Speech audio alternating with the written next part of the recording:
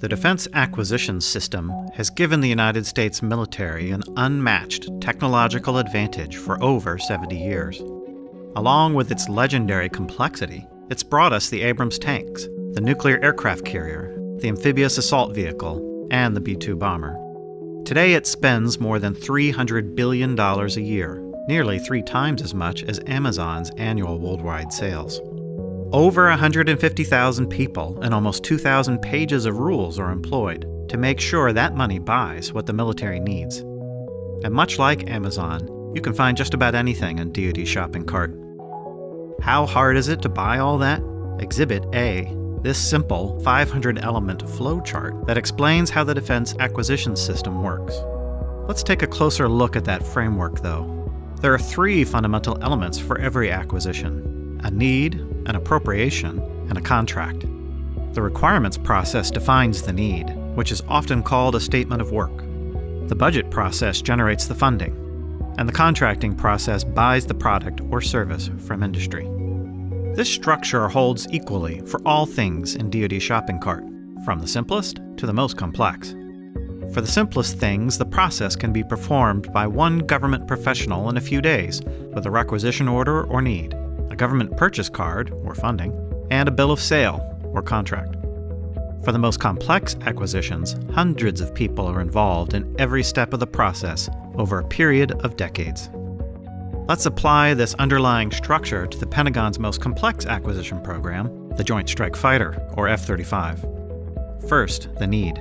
In 2000, the Air Force, Navy, and the Marine Corps produced a statement of work for the F-35, also known as an Operational Requirements Document. While there have been some important changes to the document, these basic requirements remain the standard against which the program is judged.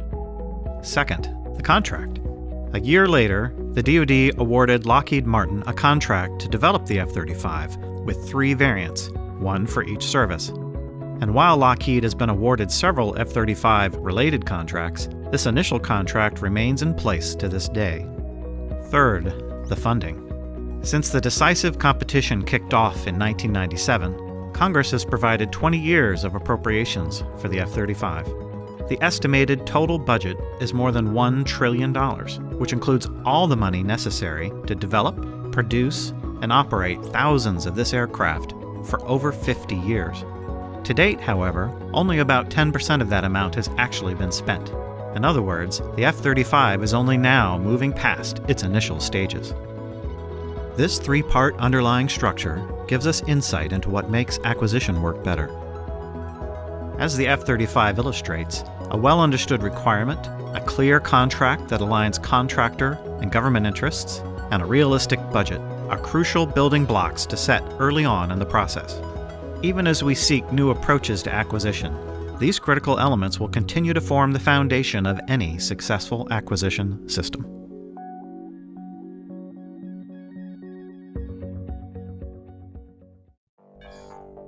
Hit-to-kill ballistic missile defense is the ultimate precision guidance challenge. Many elements of defense must come together to achieve a long-range intercept. One of the most important and difficult parts is known as mid-course discrimination. After a ballistic missile launches, its engines burn hot and can be detected by infrared satellites. Outside the Earth's atmosphere, the missile engines burn out and it reaches its peak velocity. At this point, the missile's payload, a warhead, usually separates from the rest of the body. The warhead is also accompanied by the flying junk pile of debris created by launching a missile, as well as by decoys or other countermeasures designed to complicate the missile defense job. All of these objects move together through space as part of a threat cloud. So for a missile defense system to successfully destroy the warhead, its various sensors must first discriminate it from among the various other parts of the cloud. The key to successful discrimination is the sensor architecture. Sea and land-based radars provide one picture of the threat cloud. Lower frequency radars are able to track the threat cloud, but have trouble distinguishing within it. Once cued, higher frequency or X-band radars provide much sharper images of the objects within the cloud. But radars are limited by their vantage point and by their technology. Multiple phenomenologies can provide a more complete rendering and classification. Air or space-based sensors provide still other perspectives with greater persistence, potentially allowing for birth-to-death tracking. And infrared sensors show not just objects but their heat signature, especially low-orbit satellites looking sideways, comparing the objects against the coldness of space. Currently, U.S. homeland missile defense is dependent upon only terrestrial radars. This places a large burden on the sensor network and makes it harder to identify the objects. That in turn means that the defender has to engage more of the objects in the cloud so as not to miss the warhead, either by firing more interceptors or multiple kill vehicles atop a single one. After the interceptors are launched, they receive imagery of the threat cloud, which algorithms compare to a threat database to help pick which objects should be engaged. All this is fused with the kill vehicle's own observations using onboard sensors to make the final determination for intercept. Finally, they maneuver into position to collide with the several targets that could be a warhead. The discrimination challenge is hard, but not insurmountable. An efficient and robust discrimination system should include a mix of sensors with different technologies from different domains on land, sea, air, and space.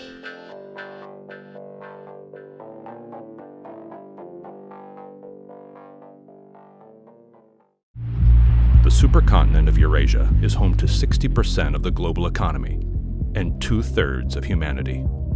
It's been called the geographic pivot of history. For over 4 centuries, Eurasia's economic focus has been the maritime passages that surround it.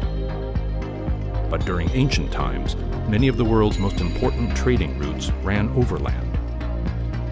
Today, regional powers are putting forward competing visions for reconnecting Asia. Roads, railways, and other infrastructure projects could revive overland routes. They could forge new maritime connections, and they could reshape the global economic landscape. The stakes are high. Last century's infrastructure projects fueled development, but also competition, and even conflict. Today's efforts could echo well beyond the region.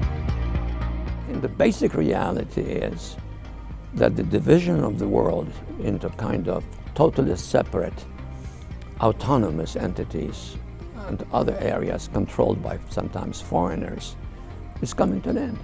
We are getting one interconnected world.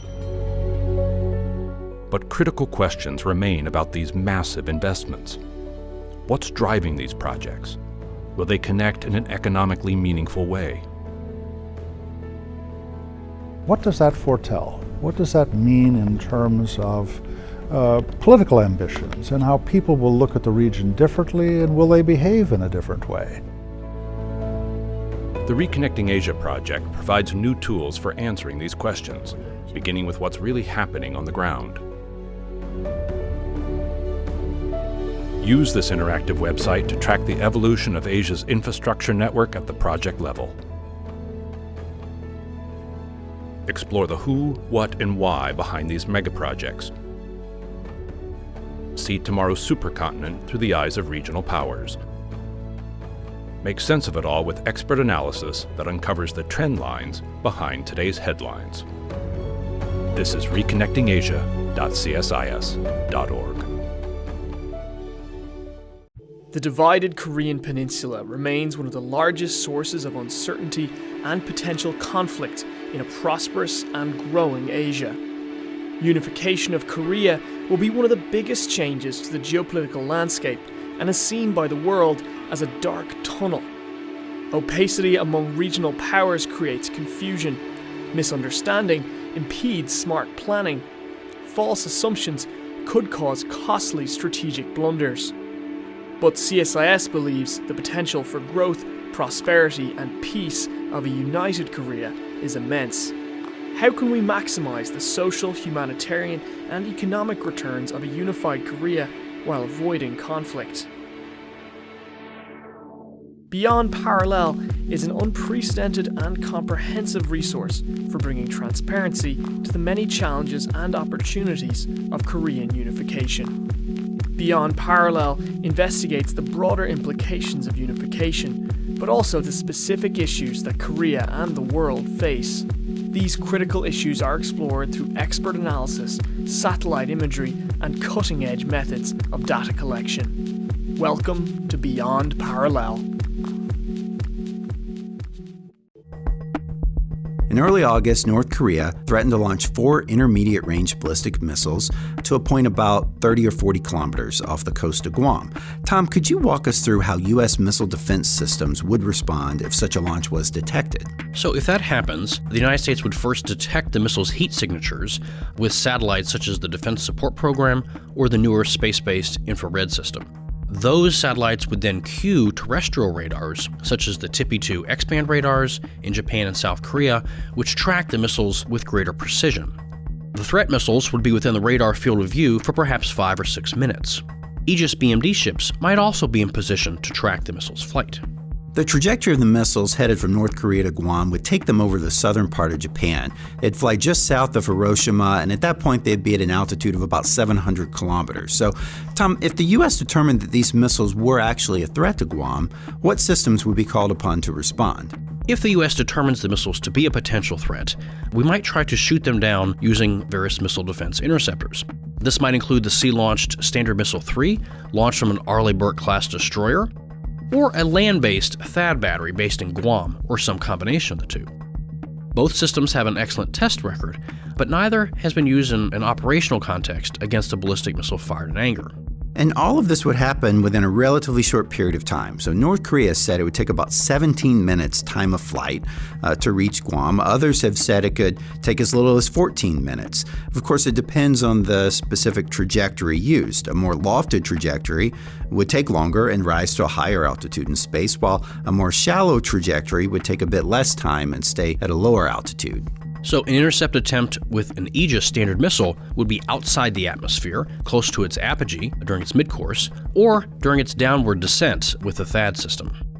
So all of this provides an interesting case study into how such a scenario could unfold and the way U.S. missile defense systems are designed to protect against such threats. Right. This is the kind of threat that we've seen coming for a long time. This is why the systems are located where they are, the radars and the interceptors, but we hope we don't have to use them. To learn more about both the threat missiles from North Korea and the various missile defense systems, check out missilethreat.csis.org. I believe in strong alliances, clarity in dealing with our rivals. What is the very last and I take the oil. Populism, border walls, retrenchment, and protectionism. While foreign policy is often overshadowed by economic concerns, contrasting visions of America's role in the world have played a major part in the recent election cycle. This contentious campaign season saw some of the basic tenets of U.S. foreign policy since the end of World War II called into question. Does this heightened acrimony over key aspects of U.S. international engagement reflect trends toward isolationism? It may seem unprecedented, but it is in fact not new. Today's controversies are continuations of debates that have lasted for decades. While support for the nation playing an active part in global affairs has remained strong since 1947, public opinion on key components of U.S. international engagement, such as defense spending, has waxed and waned over the last 70 years in response to economic trends, military interventions, and domestic priorities. In the first decades of the Cold War, America was committed to international engagement as a part of its strategy of containment against the existential threat presented by the Soviet Union. The U.S. experience in Vietnam, however, created an aversion to overseas military engagements that lasted from the late 1960s through the 70s. During the 1990s, the collapse of the Soviet Union led the U.S. public and policymakers to again question defense spending levels, foreign aid, and forward military presence. Many thought the limited interventions of Desert Storm and Kosovo would serve as models for future military operations.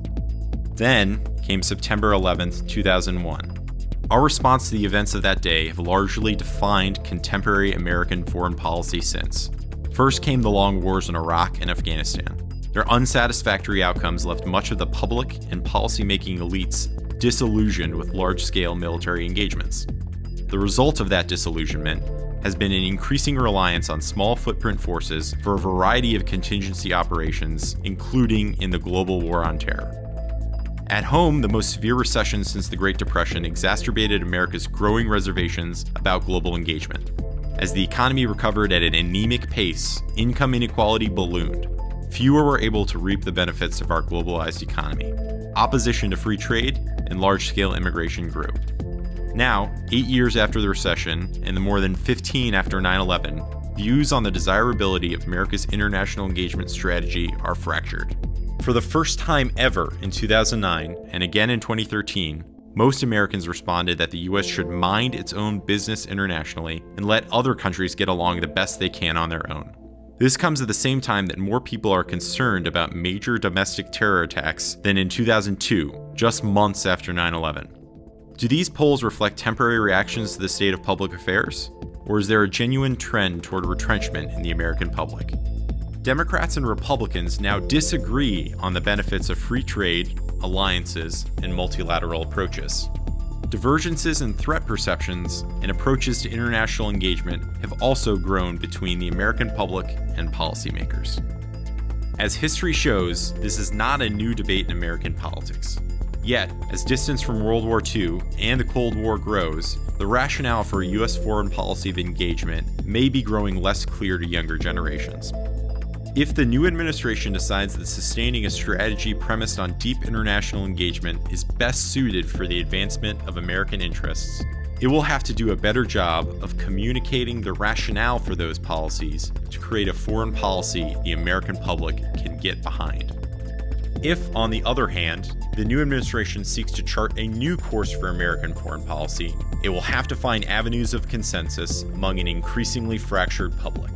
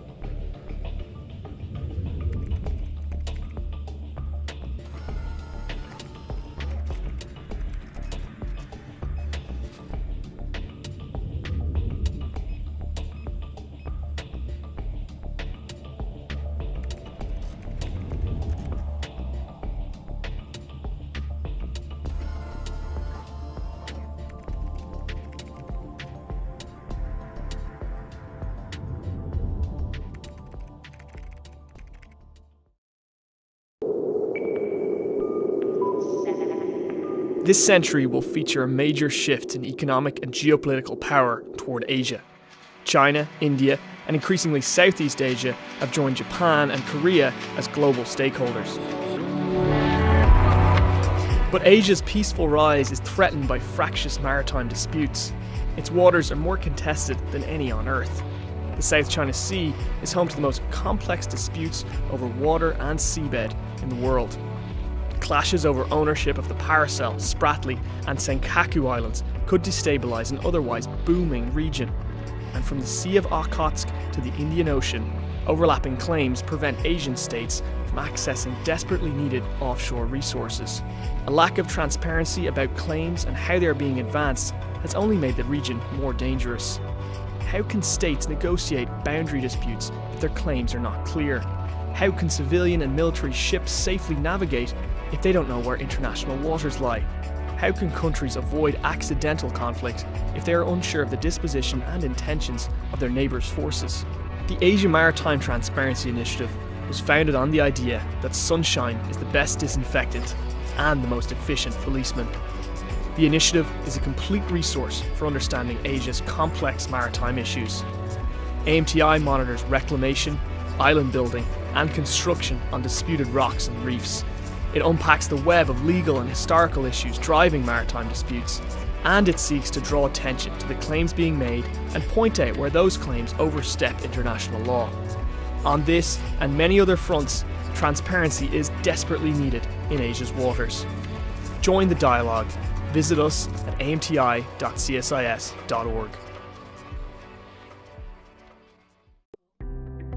Currently, India ranks 54th on the World Bank's Logistics Performance Index, more than 20 spots below manufacturing competitors like China and Malaysia. This is a major challenge for Modi's Make in India initiative. For example, India's truckers report that 15% to 25% of travel time is actually spent waiting at the heavily enforced state border checkpoints. They pay as much as $1.1 billion a year in bribes to state officials. The main problem is that India does not have a single national market. Its 29 states and 7 union territories each have their own system of sales taxes. As a result, internal borders look more like international ones.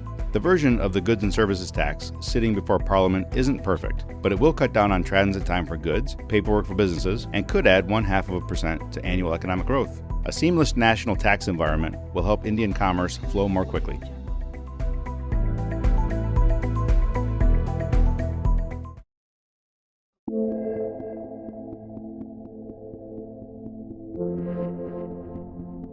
January 17, Iraq time, marks an unrecognized milestone.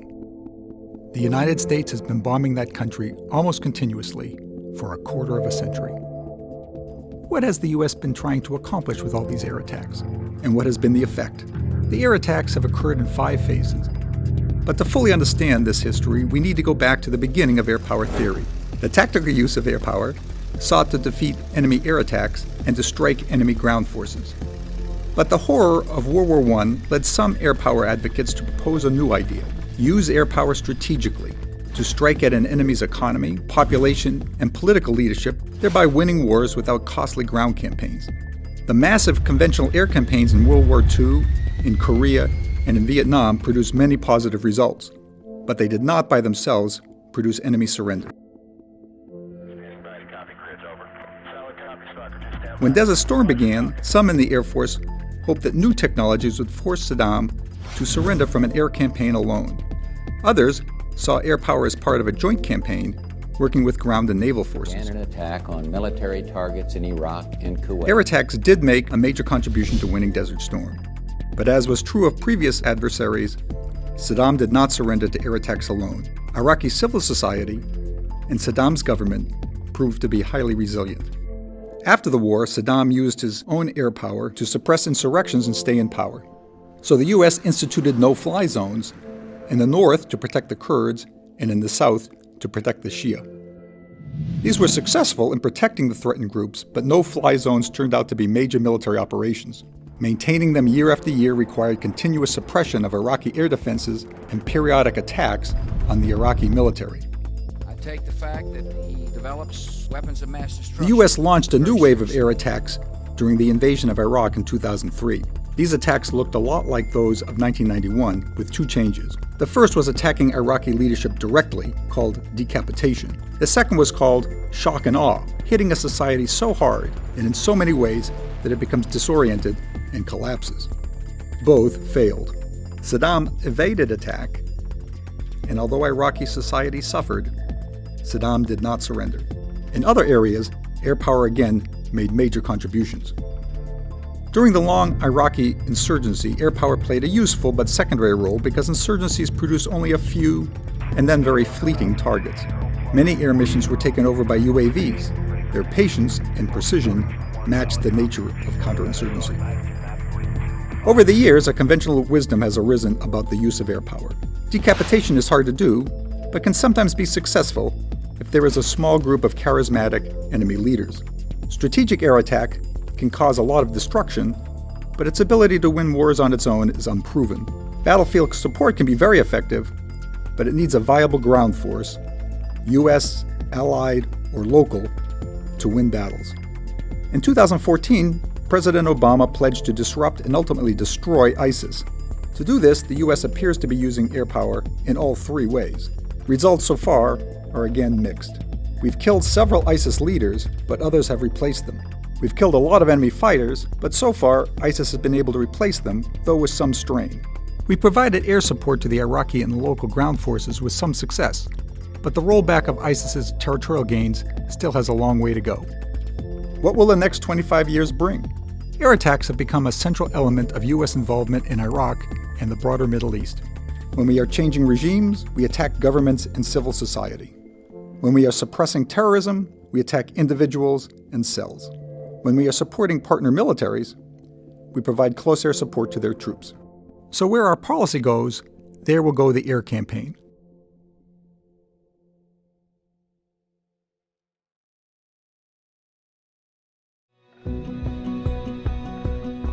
Around mid-career, we realize for some reason my colleagues are moving up and I'm not. When you've been working really hard, checking all of those boxes that people tell you to check, and you're somehow hitting some type of glass ceiling and you're not entirely sure how to move up. Once you get on the path, how do you find the wherewithal, the resources, the community of folks that can help you to continue to grow yourself and make yourself aware of opportunities? Diversity in our national security is essential.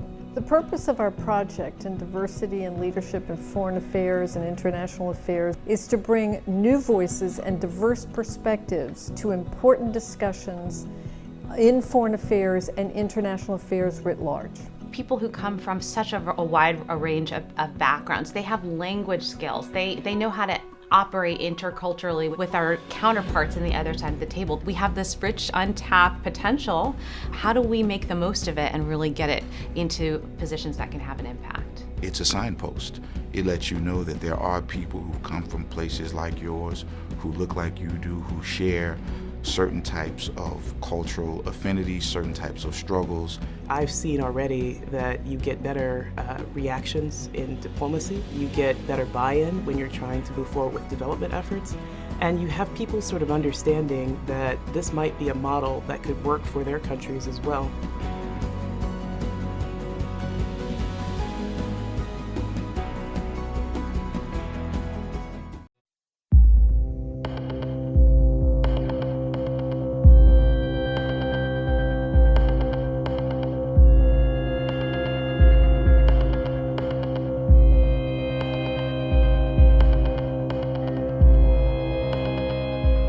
Food and the way we eat has always been changing. From how it's grown, sourced, prepared, to the consequences on health and the ethics of what we eat. In the 20th century alone, we saw food in many different ways, and today there are many new trends shaping what and how we eat. 6 billion, 7, 5 planets. The age of electronics. Big data isn't self-regenerating growth. Subject to arrest. The 113th Congress. Food of the future will involve 3 major drivers: availability, access, and stability.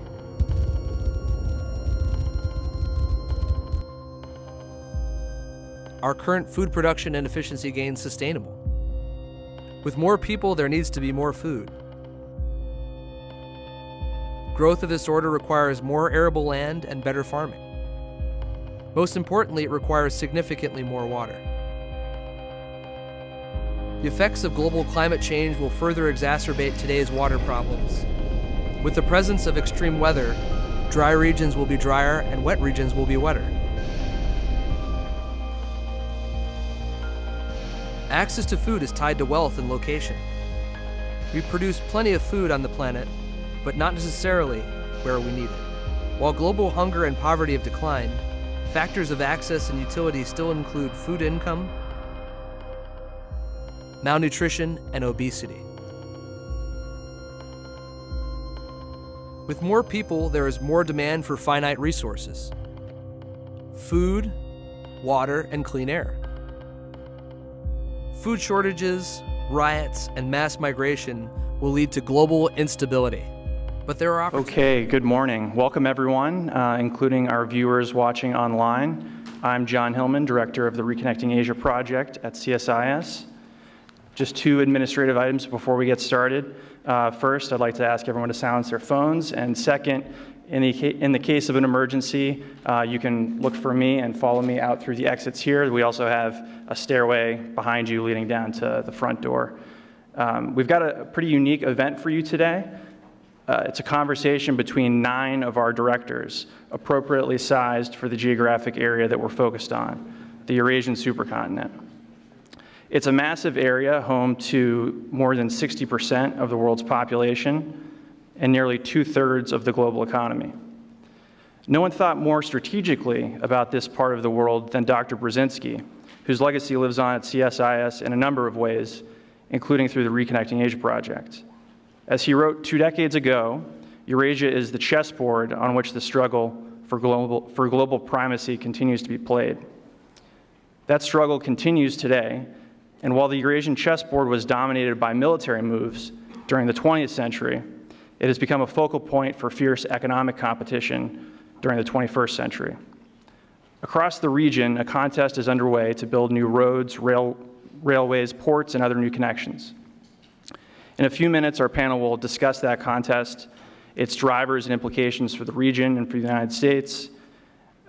But as a precursor to their discussion at the strategic level, I'd like to show you just very briefly what this competition looks like on the ground.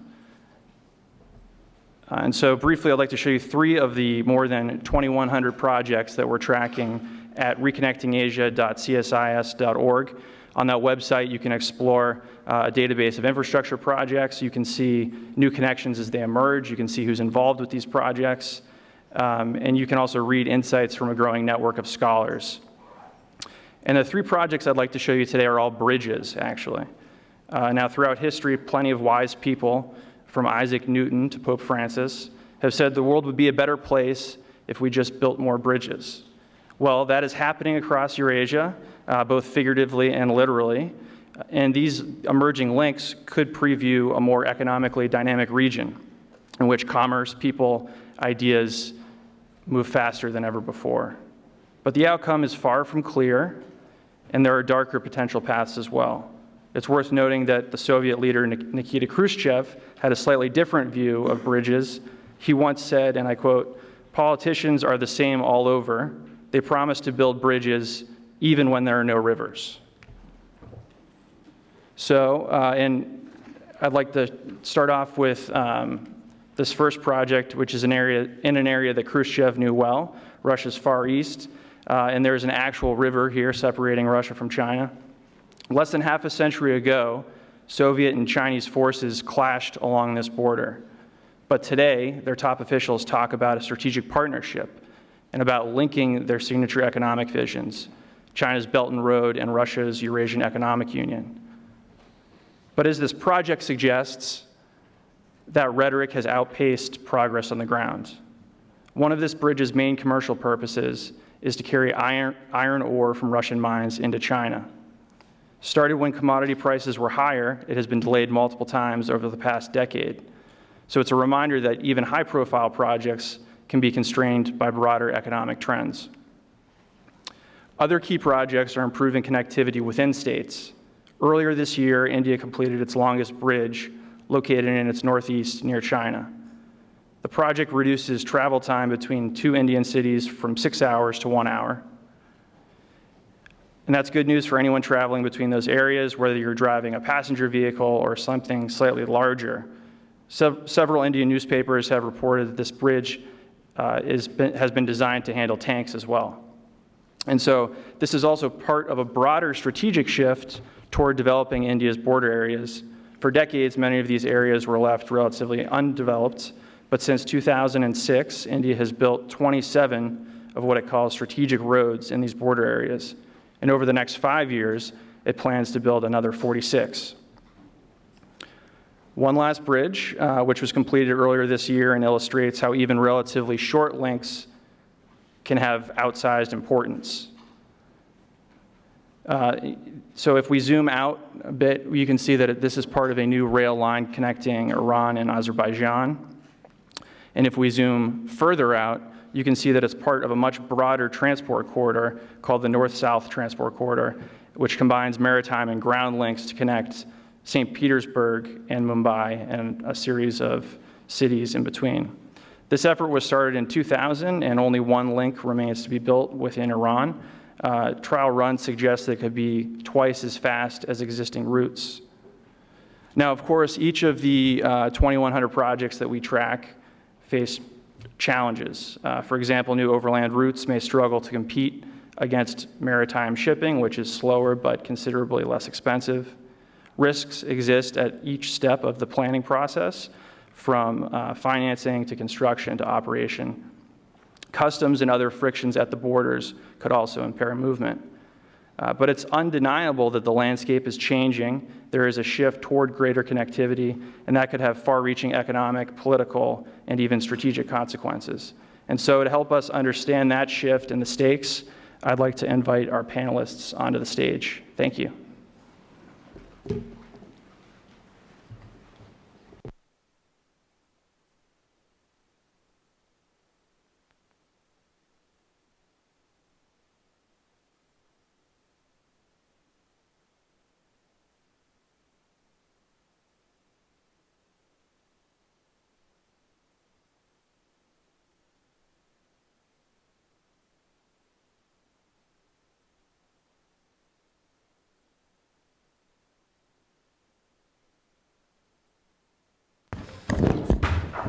Okay, well, thank you, John. Welcome, everyone. My name is Matthew Goodman. I hold the Simon Chair in Political Economy here at CSIS, and I oversee, in a pretty light touch way, the Reconnecting Asia project that John is in charge of.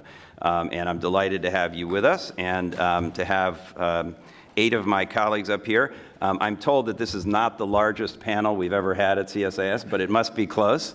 But these guys are all pros, so we're going to be tight and disciplined and try to answer every question in less than 3 minutes. I told them that if they don't want to use words, they can use interpretive dance as well, so you may get some Silk Road art as well in this panel.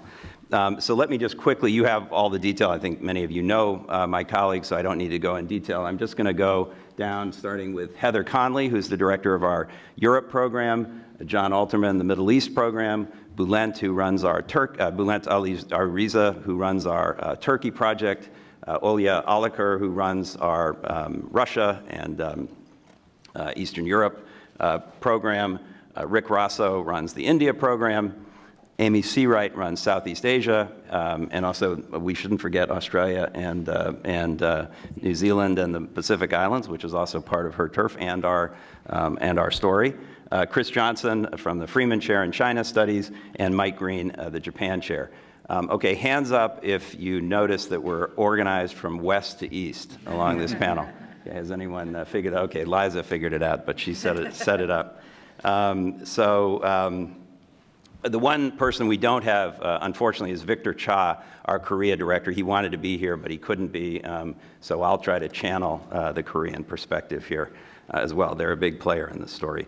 Okay, so we have about the usual kind of hour and a quarter in this case, maybe, up here on the panel to go through a few questions, and then I'll invite all of you to participate as well.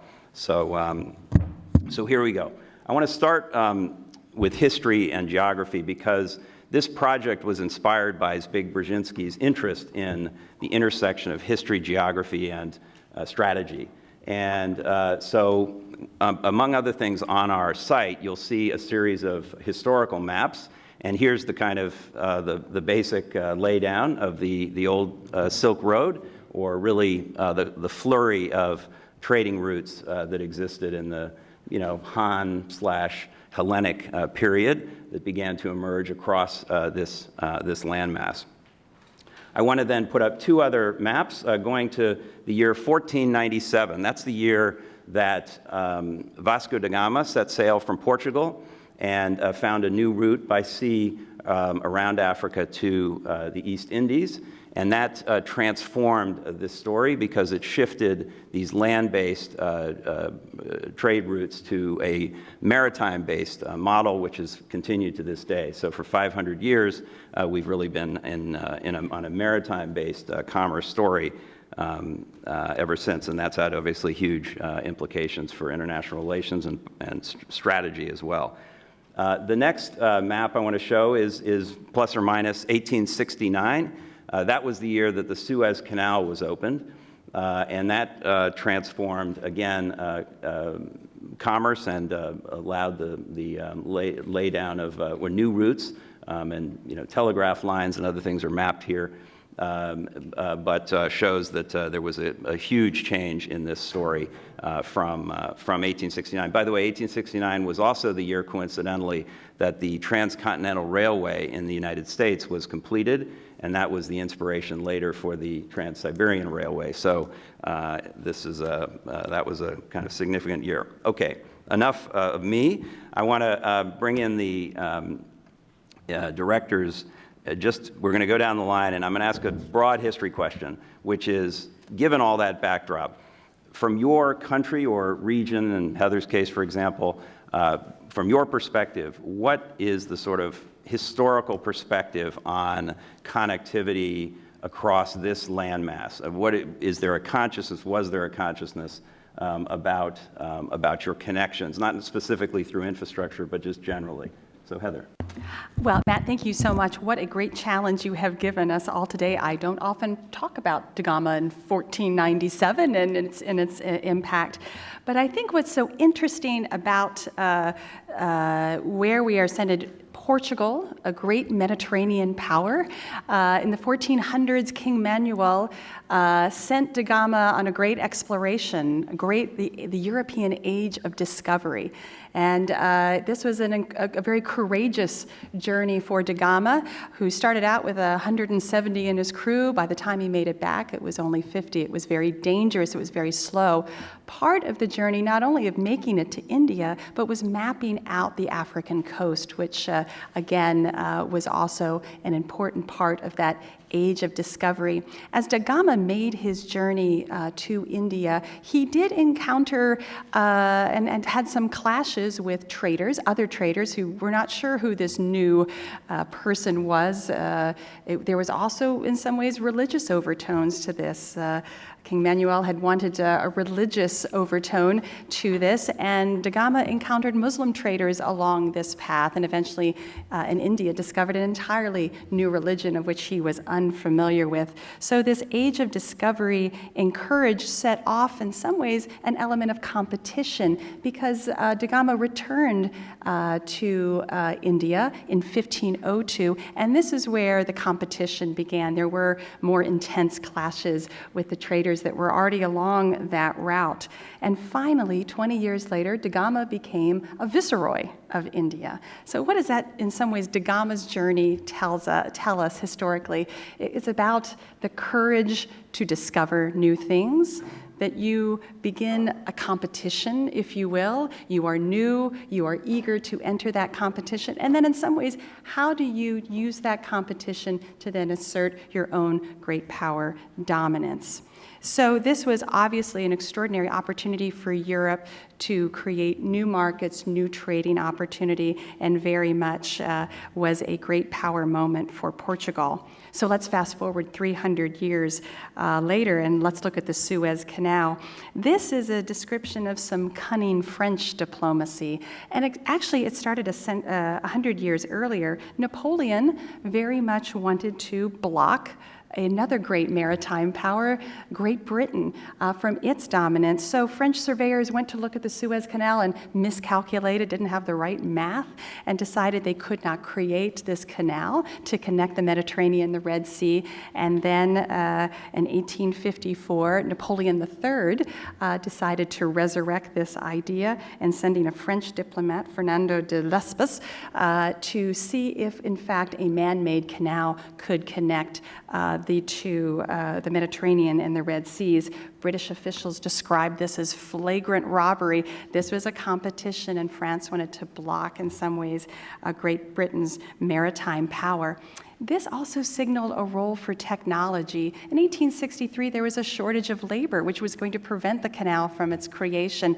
Technology came, and steam and coal-powered shovels and dredges allowed the canal to be created. And so in some ways, we see where that age of discovery, a big, bold vision, creates a competition, which creates, again, great powers to try to use trade in some ways as that leverage. It creates enormous connectivity, and there was enormous economic potential that Europe explored and exploited, but it had other great power competition elements to it, and I think in some ways set off an enduring competition, particularly over the Suez Canal, that we watched certainly throughout the Cold War as well. So my 3 minutes are up, and I'll pass it to John. Super. Thank you, Heather. I forgot to mention that there will be a test at the end of the session today, so please be sure you got all those dates down. Seriously, this is great, and really it is unusual here at CSIS, but we're having fun. John, what about the Middle East?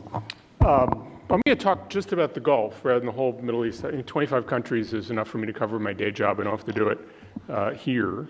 You know, the Gulf itself had this long history of having a trade orientation, partly because there's not a lot to sustain you in the Gulf. And so this was a region that was always oriented toward trade, generally in the Indian Ocean basin. When da Gama came to India, that also created a reason for the Portuguese to come to the Gulf. The Portuguese came to the Gulf in 1507, interestingly, just about the time that Iran became Shia. And this began foreign interest, foreign presence in the Gulf, resistance to foreign pressure in the Gulf, foreign influence in the Gulf, which we have seen for the last 500 years. And so this whole orientation of the Gulf has always been about outsiders, insiders, foreign pressure, domestic pressure, who should really dominate. This has been there for as long as Iran has been Shia. It is deeply embedded in how the Gulf relates to the world, how the Gulf sees itself, how the southern part of the Gulf relates to the northern part of the Gulf. So the international, the trading piece, the foreign power piece is deeply embedded. For a long time, it didn't matter. Right? So through antiquity, the Chinese came and helped establish Iranian porcelain and all those kinds of things. The great Chinese explorer Zheng He came in the 15th century, but didn't stay. It wasn't until the Portuguese came in 1507 and did stay, and then the Portuguese were pushed out, the Ottomans came in, that the Gulf became this place where people went back and forth. But it didn't matter strategically to anybody. The Gulf was a convenience. There wasn't a huge amount of money in the Gulf. It's when oil came in that the Gulf became a big deal strategically. I say the Gulf started off being involved, sort of oriented toward Asia, largely toward India. Interestingly, it was Asia that destroyed the Gulf economy right around World War I, when Japanese industry came up with cultured pearls. That absolutely destroyed the pearling industry, which was the core of employment in the Gulf for 100 years. But even so, it didn't matter on a geostrategic level. It was with the Cold War, with the sense of oil as a strategic commodity, that suddenly the Gulf mattered to everybody, and the Gulf mattered a lot to everybody. It matters not just to the United States because the United States imports oil from the Gulf. It matters to the United States because U.S. allies import oil from the Gulf, and the whole U.S. system, the whole way the U.S. sees the international system working, relies on this. I think we saw it when the U.S. and Britain cooperated to overthrow Mohammad Mossadegh in Iran in the 1950s. The handoff from the UK to the U.S. in the Gulf in 1971.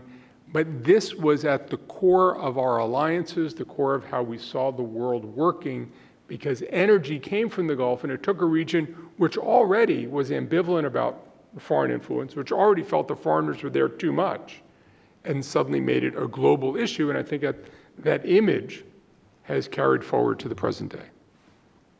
Great, lots more to explore there. But Bülent, talking about bridges, Turkey is kind of literally the bridge between Europe and Asia, so give us that perspective historically. Absolutely. What's the old adage? Geography is maps and history is chaps. And certainly Turkey has both in abundance and with great relevance to this project. Location. I think there was a third one, location. And Turkey is absolutely uniquely located. Exactly, Matt, as you say, where Asia ends and Europe begins and vice versa. There's another adage, which is that Turkey is an eastern country if you come from the west, and a western country if you come from the east. I mean, it is absolutely defined by its geography, but it's also located very much defined by its history. We'll get to this in the second phase, but Turkey obviously sees itself as the indispensable link in any effort to revive the old Silk Road that used to go through Anatolia, or Asia Minor used to be. It also wants to tap into the Turkish rich historical legacy, and this is particularly relevant in the case of this government, which has tapped into not just the Ottoman legacy, but also beyond that, all the way to the Turkish nation's ethnic roots, which go back, funny enough, to Central Asia. It's all part of the strategic goal of raising Turkey's regional and global profile in international relations, and we can get to that. Let's go back to the two dates that Matt mentioned. In 1497, the Ottoman Empire had just captured, 4 decades before, what was Constantinople, what became Istanbul, and thus destroyed Byzantium, the Eastern Roman Empire. At its height, the Ottoman Empire ruled the area from across the entire Middle East, from the Iranian border to that of Morocco, but also all the way to Central Europe, to the edge of Venice and Vienna. And it had inherited from the Byzantines the stewardship of the Silk Road from China to Europe. However, Vasco da Gama's move was inevitably going to undermine it. But nonetheless, it did, because of its location, it remained an indispensable link for those who wanted to use the land route. In 1869, when the Suez Canal was built, Egypt was still technically Ottoman territory, even though the British and the French had taken the lead in this project. But it was declining. It was unable to keep up with the wave of modernization and industrialization in Western Europe, and it was pretty much shut out of the great developments that were being ushered in through the Industrial Revolution, and was steadily losing its territories. Defeat in the First World War led to the loss of its remaining imperial possessions in the Middle East and the emergence of the modern Turkish Republic in 1923. That date is significant because of the Vision 2023 project that Turkey has that dovetails with the OBOR project. Now, China is obviously the main driving force of the current efforts, and the Turks have been opening up to China, just like to Russia, in the post-Cold War era, even to the point of talking about joining the Shanghai Cooperation Organization. And that process involves playing up the historic links to the Chinese, which have not always been good. Like I said, the Turks trace their origin back to the region between the Altai and Tundra Mountains in Central Asia, bordering China. The Turks claim that the very first of the many Turkish states in history was established there between the Ili and Chu rivers in the Tarim Basin. Another part of the great Turkish historical narrative is that the conflict with the Chinese prompted the construction of the Great Wall to keep them out, and then led to their migration to the West, with all its implications for world history. Various Turkic states then established themselves first across Central Asia, then Asia Minor, and beyond. Although the modern Turkish Republic looked west, and as part of that process joined NATO, and eventually sought to become a member of the EU, after the breakup of the Soviet Union almost 3 decades ago, it began to look east again, with the revival of links to the 4 Turkic states in Central Asia that emerged out of the carcass of the Soviet Union: Uzbekistan, Kazakhstan, Turkmenistan, and Kyrgyzstan, as well as Azerbaijan, the 1 Turkic state west of the Caspian in the Caucasus. During that period, the story was that the Central Asians told the Turks, "You left on horseback, but now you came back in planes." The strengthening of economic links with the Chinese is a more recent vintage, but having recently overcome the problem caused by Ankara's support for the Uyghurs of Xinjiang, Turkey is eager to cooperate with Beijing in linking its energy and transportation infrastructure development within its borders and in its immediate region to the ambitious supercontinental infrastructure plans. But no, that we'll get to that in the second phase. Great. Thank you, Bülent. Yes, we will. And I do want to talk about the current vision because Turkey has an interesting perspective on this today. Olya, another country that straddles Europe and Asia. In fact, I've stood on the line between Europe and Asia west of Yekaterinburg, and as one does, kissed my wife, which is what one's supposed to do on that line. So I have seen that expanse connecting the two continents, subcontinents. What's the Russian perspective on all this? All right, so if we go back in time, all of these hundreds of years, Heather told a story about discovery, but the other side of discovery is conquest and colonialism. And for Russia, the maritime aspect of this doesn't actually come in until a bit later. So if we're looking at the end of the 15th century, great powers like Russia were the actors. Smaller states like countries in Central Asia and smaller duchies and so forth in Europe were acted upon. Though it's a bit of a fight for a while there on who was going to grow up to be a great power and who was going to grow up to be a colony. So 1497, all this maritime stuff is almost irrelevant to Russia. Moscow's on the move. It's gaining control of what's going to be the core of European Russia. It has become the see of the Orthodox Church in 1310. It defeated the Golden Horde and thrown off Mongol domination. It conquered Novgorod in 1487 and Vyatka in 1489. And this is the base from which Moscow then continues to expand, both to the east and the west, into Siberia, into Lithuania, into what's now Ukraine. And by 1860, water starts to enter into it. Moscow has fought several wars with Turkey in order to get access to the Black Sea. It's made inroads into the North Caucasus. But most of its imports are still coming in through ports in St. Petersburg and Odessa, so still in Western Europe. Trade in China's begun, but it's flummoxed by geography and distance. You've got a situation where the traders are journeying for something like 3 years each way. Russian traders are selling guns, opium needles, pots, wool, leather, tobacco, mirrors.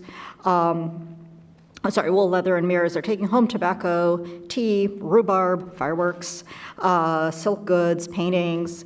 And this trade is going through Central Asia. So, it's a lot of these things. We talk about the Silk Road back in the day. This is also the Silk Road. It's also interesting to look at the relationship with Japan at this point. At this point in time, Sakhalin Island is under joint Russian and Japanese control, and Russia is pouring convicts and exiles into it. It later gets traded to Russia for the Kurils, so, echoes into today.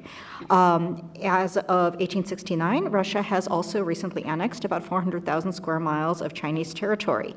It does this in order to prevent British expansion, because following Russia's loss in the Crimean War, Russia and Britain are fighting it out in Central Asia over territory and control. Russia's annexing territory that had been Turkish. The Brits are moving in from India and the Middle East. So overall, this is a picture of Russia expanding as a land-bound colonial power, looking for access to sea routes and looking for trade. Excellent. Didn't think we could do Russia in 3 minutes, but that's impressive. Okay, turning a little further east, Rick, India, been around for a while as well. What's its perspective? Sort of been around, but of course, looking back over the last 500 years, I kind of break up India's trading history into three different periods. First, when India was an offensive trading partner. The second, when they were sort of a conquered entity. And the third, when they're more playing defense than anything. The first period, at the time that Da Gama had arrived, much like almost every foreign entity's interest in trading with India, he died in India. At the time he arrived, India was a major trading partner in the region. You see elements of this all across the Indian Ocean, but particularly when you look to India's east across Southeast Asia. A lot of the, apart from finding, coins and things like that, but you find that they exported almost as much as anything, culture and religion. Hinduism, signs of it all throughout, Buddhism, signs all throughout. So clearly the trading links were very strong, but India did not exist as an entity per se. I mean, during that first period of the 500 years we're looking at, there were major and minor kingdoms, some of which were very pro-trade oriented, other ones were a lot more inward looking. So difficult in that first period to say that there was a common national interest in trade per se, but individual kingdoms engaged in trade as they saw fit. And so, again, you see a lot of examples of that. I mean, if you travel up and down the west coast of India, for instance, you can find a prominent Jewish enclave in Kerala. All up and down, there's so many different. But then with da Gama's arrival and Portugal's interest in India, you began to see the Western powers taking a much stronger interest in India. And Portugal arrived, France arrived, and had a number of colonies across India that were primarily used for trading. But then, of course, then the big entity arrived. British arrived first as a trading outpost and really tried to cut off India's trade links that they had with the rest of the world, and really dominate the trade with India, bringing out natural resources and trying to sell back into India finished goods that were made in Great Britain. So that was the second period there, where India's existing links had suffered quite a bit, as the UK and to a lesser extent Portugal and France tried to dominate India's trade links. Then, with throwing off the British yoke, as they call it sometimes, you saw this third phase, the dawn of India's independence in '47. And one of the real elements of Nehruvian socialism, the real economic policy they developed at that time, was trying to give India a period where they could build up their own industries again, really cutting off trade links, very high customs duties, and really focusing on trying to stimulate and spark the growth of domestic industries, so that at a time in the future when Indian industry was more competitive, they could reestablish those trade links and hopefully do so on par with others. We're still waiting for that day to come, and that's a good lead-in for talking about the here and now. Thanks so much, Rick. Okay, Amy, Southeast Asia, a relatively new concept as a group, but the countries, again, have been around, have a long history. What's their perspective? Yeah, Southeast Asia had strong trade and economic linkages to Europe as well as to East Asia, to Europe through India and South Asia and the Middle East, really going back to antiquity. So Portugal's successful bypassing of the traditional trade routes didn't really mean all that much for Southeast Asian traders. It mostly just changed the middleman from the Ottomans to the Portuguese and other Europeans. The most consequential change that Portugal really instigated was the slow encroachment of European colonialism to Southeast Asia, beginning with the conquering of Malacca in 1511. Colonialism was pretty limited in its extent for some time, began to pick up around the time of the Industrial Revolution in the 1830s. And the opening of the Suez Canal in 1869, again, wasn't all that consequential for Southeast Asia in terms of its economic and trade flows. But around the same time, we see a real uptick in colonialism in the region. And as the region became more and more carved up by colonial powers, the economies were increasingly forced to produce goods for the imperial metropoles. So trade and economic integration among Southeast Asia countries or entities really kind of broke down, and they became more outward focused. And Southeast Asia to this day is dealing with that legacy in its aspirations to create a much more integrated ASEAN economic community. Great, thank you. Very succinct. Again, a lot of detail below that, but we can maybe come back to that. Okay, Chris, again, another country that I think has some sense of history and interested in what China's view on all this has been. Thanks, Matt. Trying to think about the question you asked us, which was sort of what was your country or region's thinking on connectivity. I would say in the period you asked us to look at, China moved in a direction of travel that sort of started with deep ambivalence, moved toward deep suspicion, and wound up with sort of fear and outright rejection of the concept. In 1497, by then they had already burned the Zheng He's fleet. All historical records of his voyages were eliminated. The fight between the sort of eunuch class that Zheng He represented and the ruling classes, and fear of the rise of merchants as a threat to the emperor and the emperor's retinue was something that really came into play in those late 1400s periods. So basically, when Da Gama did his voyage, the Chinese were completely unaware, or at least not caring that much about it. And I think then, if you fast forward to the Suez Canal period, at that point you're already getting well into what the Chinese refer to as the century of humiliation by that point. And so you have this sort of deep sense of rejection. And so from my perspective, I think that's what makes the modern Belt and Road Initiative such an interesting factor, is that you're really not just going back hundreds, you're going back, much further than that, to a period where they were welcoming the idea of this connectivity and trying to drive it. And that's really the parallel, I think, between the two periods. Super. Well, again, we're going to come back to China, I think. Okay, Mike, not to save the last for least or least for last, but you are the geographic extreme of this geography, so what about Japan? Japan, the land of pirates and thieves, as early European explorers described it. The story of Japanese strategic thinking about the Eurasian continent begins around 720 with the publication of Nihon Shoki, which was a Chronicles of Japan, which described Japan's identity vis-a-vis the Eurasian and Chinese landmass, the land of the rising sun, and China's the land of the setting sun. China had an emperor, Japan had an emperor. It was very much about power, status, and hierarchy. But ultimately, the oceans protected Japan. Even when the Mongols tried to invade, their fleet, of course, was destroyed by the famous kamikaze defying winds.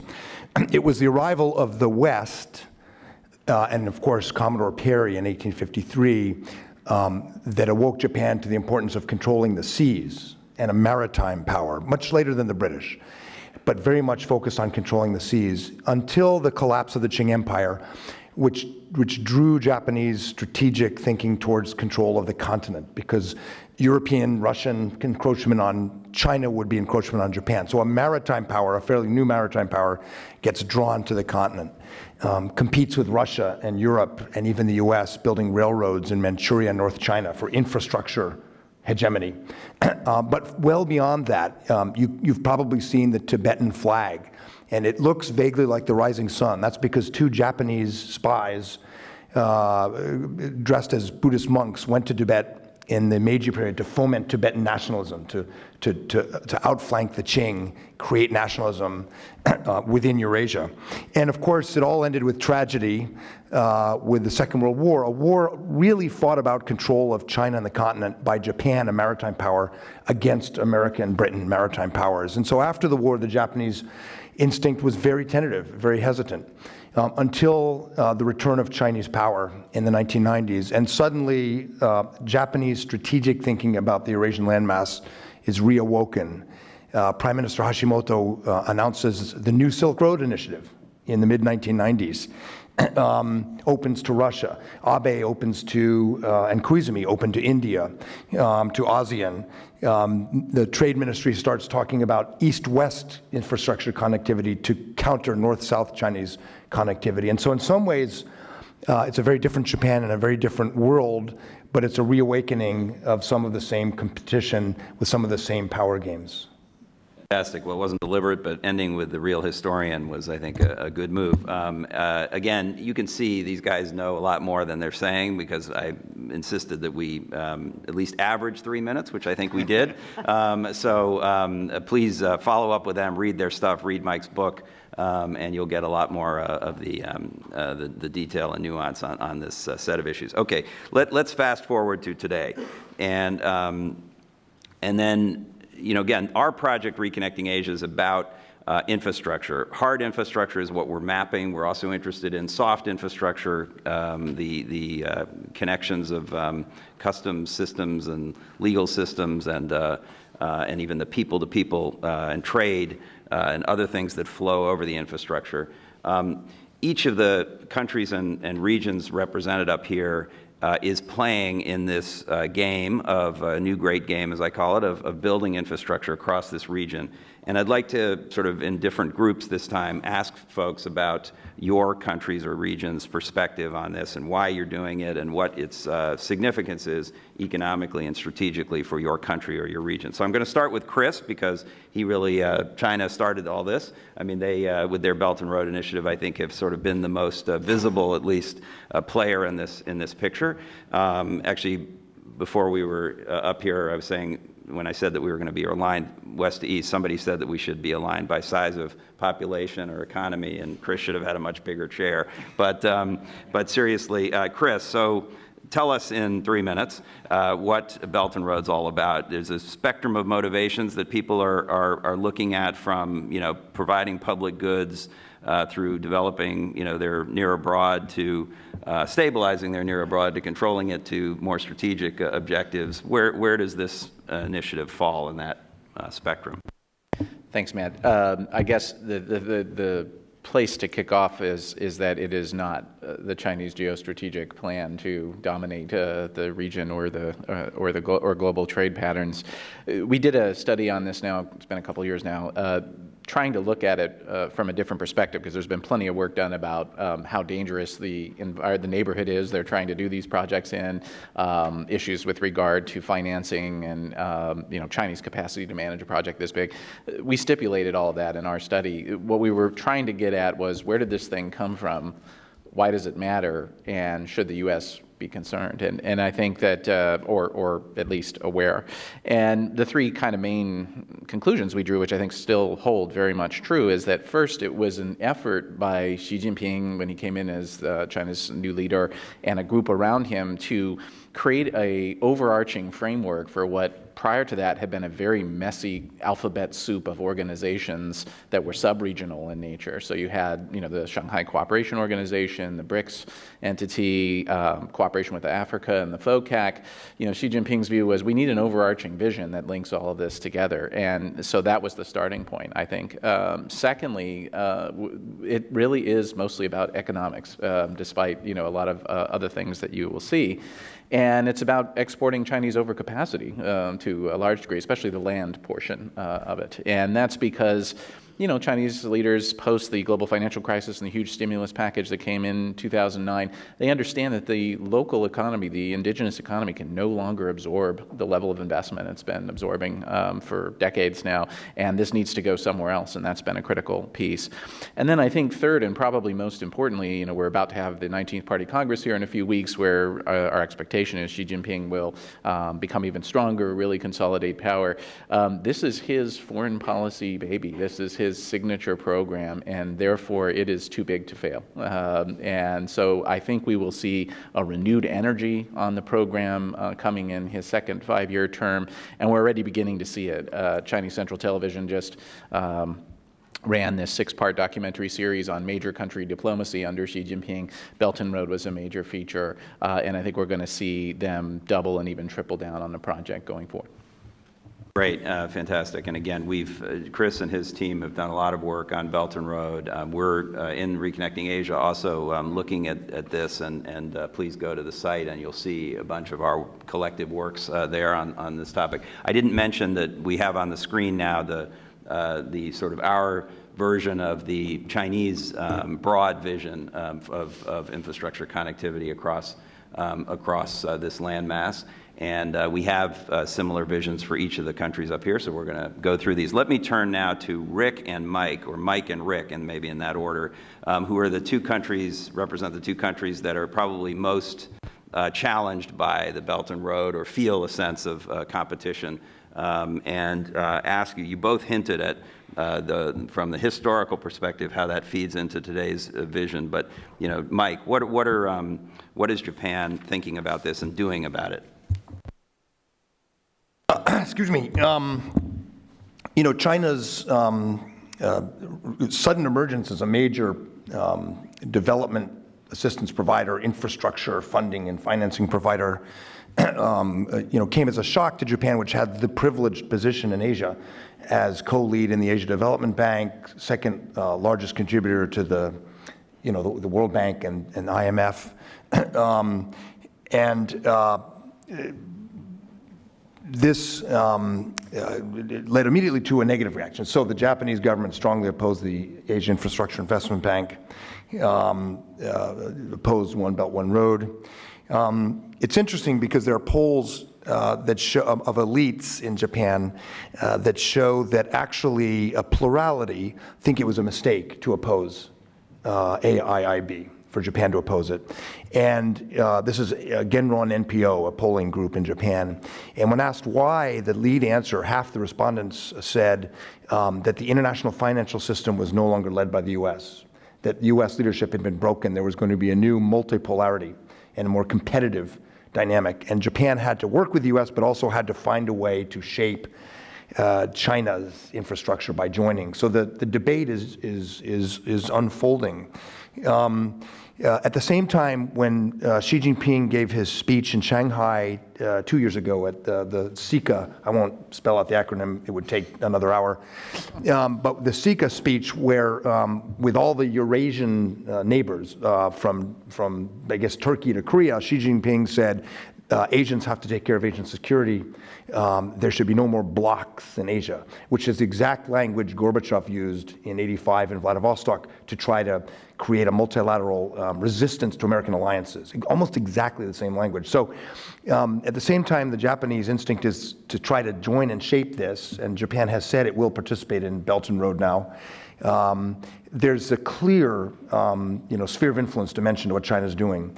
And the response is what Abe calls the diamond: India, Australia, US, maritime powers cooperating, but also working through the World Bank, Asian Development Bank, and Japan's own $100 billion pledge to create high-quality infrastructure, to press the Chinese to be more transparent, and also, reinforcing this east-west infrastructure line to counter China's north-south infrastructure. Foreign Minister Kono just gave a speech about an open Indo-Asia-Pacific infrastructure vision with India very much in mind as a partner.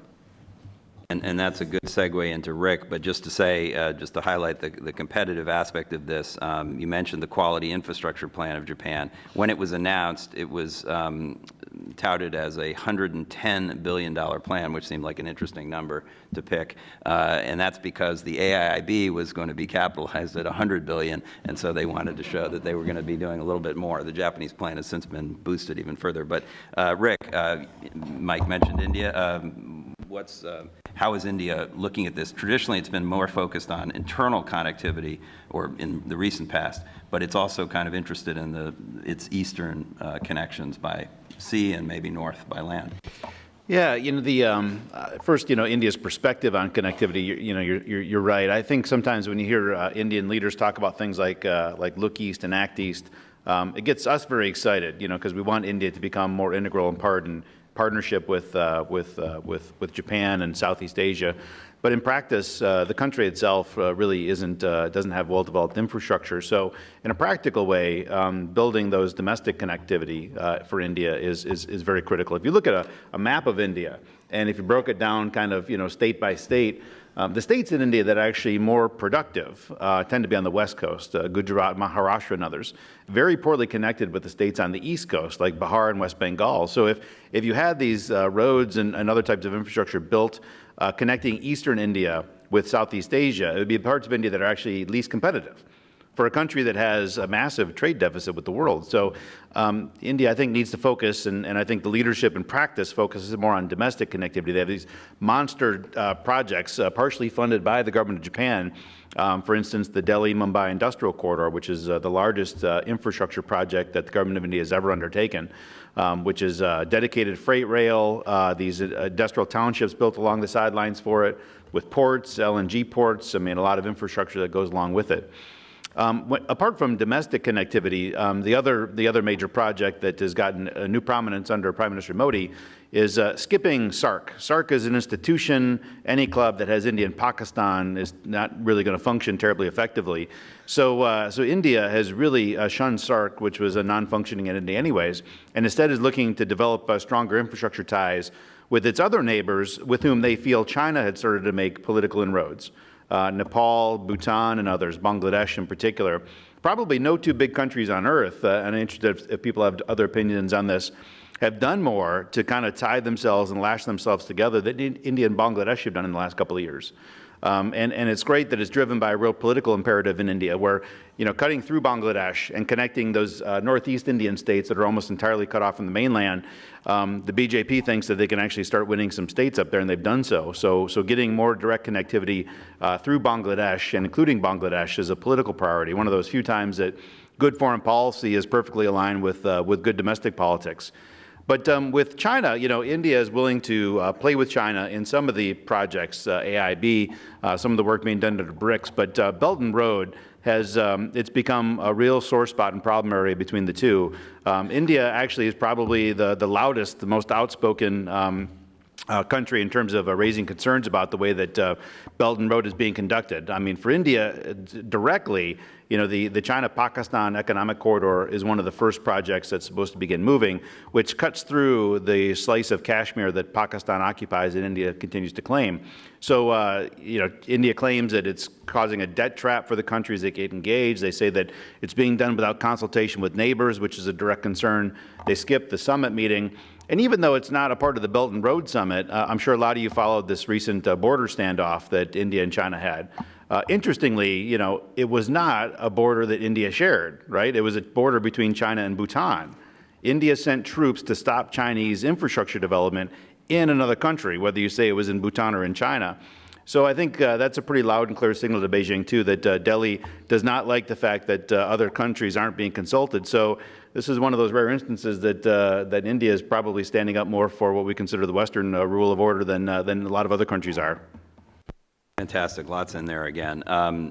Amy and John, I'm going to pair you because you represent regions that both are recipients of some of the largesse from China, Japan, and others, but also have your own visions. ASEAN has a vision. Tell us about the perspective from Southeast Asia. Sure. Yes, ASEAN does have a vision. It's clear that ASEAN countries need a lot of infrastructure. The ADB estimates that about $60 billion per year are needed in investment in road, rail, power, water, and other critical infrastructure. And of course, there's not that kind of capital within the ASEAN countries or ASEAN as a collective. So ASEAN very much depends on external capital. So it's been talking about connectivity, by which it means largely physical infrastructure, although there's also a soft infrastructure component of trying to ease trade barriers and have more harmonization of things that would promote trade and investment integration. They see connectivity as a critical enabler for the very strong goal they have for greater economic integration within ASEAN and with other partners. So ASEAN put forward a master plan on ASEAN connectivity. They put out their first master plan in 2010, and last year they put out a new master plan, 2025. And yet this connectivity plan is much more aspirational than really concrete in practical terms or strategic. And by this, I mean that there's no implementing framework to ensure that projects are prioritized across the region and to ensure that they are mostly promoting intra-ASEAN connectivity. And it's very interesting that ASEAN has not in any way approached China in the One Belt, One Road initiative as a collective and spoken with one voice about how it wants China to prioritize investments. They've never even put out a statement on OBOR, which I think is quite interesting. So individual countries, of course, have been dealing separately with China, along with the ADB and Japan and other external partners, to get funding for specific projects. And the final thing I want to say is that, when it comes to, they're all eager to get Chinese funding for projects and are working with the Chinese in an array of infrastructure projects. But you do hear a lot of complaints in the region, maybe growing complaints. Complaints about corruption, about local officials skimming off the top of these projects. And in countries like Laos and Thailand, where they're building, China's helping to finance a high-speed railroad that would link Kunming down through Laos to Bangkok. There's a lot of complaints about how high the interest rates are that Chinese has negotiated. Many Thai economists, for example, have argued that they could do much better on the international market for that kind of project. And China also demands a lot of land on each side of the railroad, and that also has come under a lot of complaint.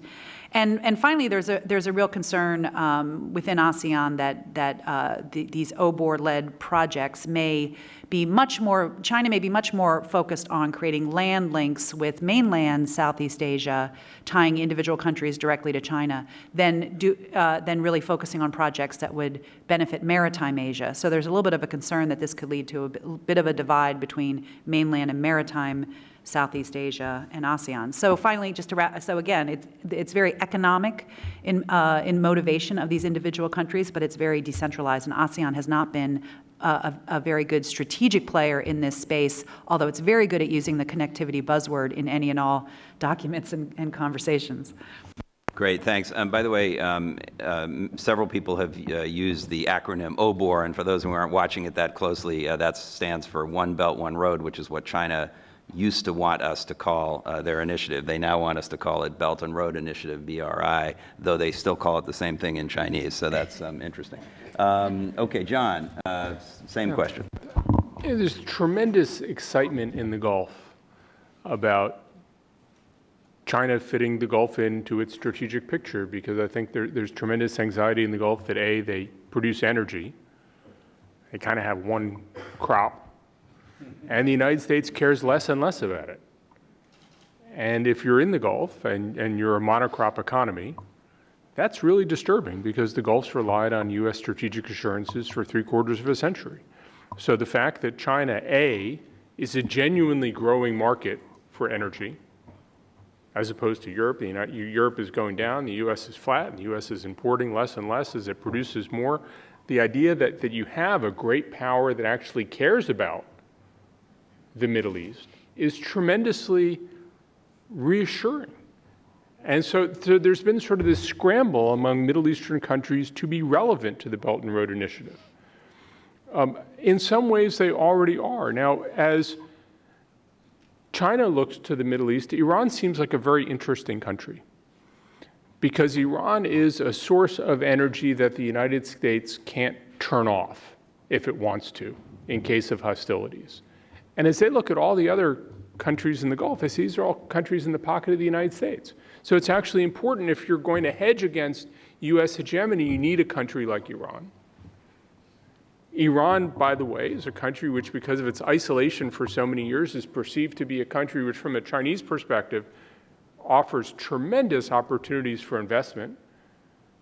So the Chinese are interested in investing in Iran. Iran, which is desperate to integrate with the rest of the world after its years of isolation, is really, really happy that China wants to invest. It's planning these railroad networks that extend up from the really extensive set of ports that China has on the Gulf, that go into Europe, that can go into Russia, that can go into Central Asia. So Iran is very interested in building infrastructure, and the Chinese are happy to help that. And frankly, the Indians are happy to help that kind of Iranian integration with the rest of the world. That's on the sort of the U.S. isn't sure what it wants. Is that really a good idea? It's probably not a good idea side. On the, gee, that's a great idea side, there are 250,000 Chinese who live in Dubai. Dragon Mart is a mall, no, that's a mile long, right? And the United Arab Emirates has become a sort of front office showroom for China to operate throughout the Middle East, Africa, and to some extent Europe. It's easy to get to Dubai. All the manufacturers have representatives there. You can ship things into Dubai. It's a very active port, right? So there's a way in which China's vision of the Middle East, China's vision of its expansion to Africa is intimately tied into the Middle East. And without China deciding they want to link in that way, for economic reasons, they have linked that way.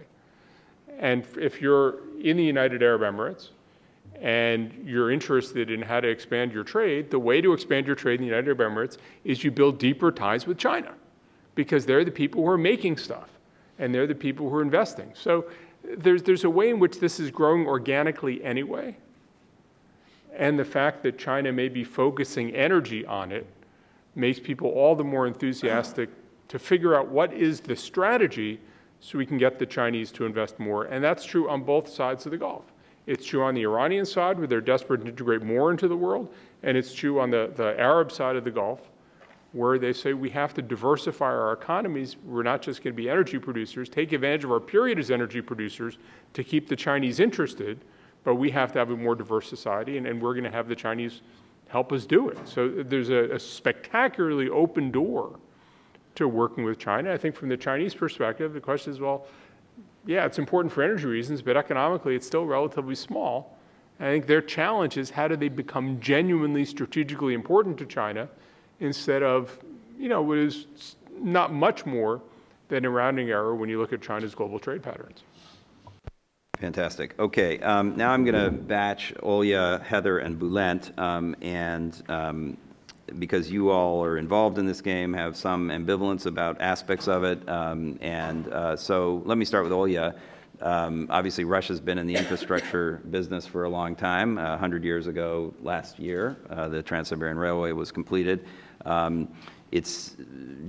Russia seems to have an interest now, mostly in north-south, all roads lead to Moscow, sort of infrastructure connections, and the softer side, the Eurasian Economic Union, isn't doing as much on the hard side, but how is Russia looking at this, and how is it looking at the Belt and Road as a potential source of collaboration or competition? Great, thanks. So for Russia, a lot of this, not all of it, but a lot of it, is about resource extraction and sale, and it's about controlling trade routes, at least to some extent, both to improve Russia's capacity to sell resources, but also in the hope that by building infrastructure in certain ways, you can have a certain amount of influence. This hasn't worked very well for Russia, but it is something Russia doesn't seem to be quite willing to give up. I mean, surely if you just build a pipeline that only goes, between two countries, and if you have more options, they have fewer options, you'll have more influence, is a guiding principle what Russia tries to do. It rarely works that way. Russia is also hampered by the fact that a lot of the infrastructure inherited from the Soviet Union isn't in great shape. And that's the all roads lead to Moscow infrastructure. I mean, that's how the Soviet Union was built. So Russia would like to strengthen all of this, and it would like to keep all the roads going through Moscow, but the resources to implement have gone up and down over time, and the capacity to implement and corruption plays a role, and all of these things mean that although there are big plans, they don't always come to fruition. Now, China is crucial to Russia's planning. There's a lot of hope for Chinese energy imports, and there's a lot of hope for, indeed, economic and trade ties throughout East Asia.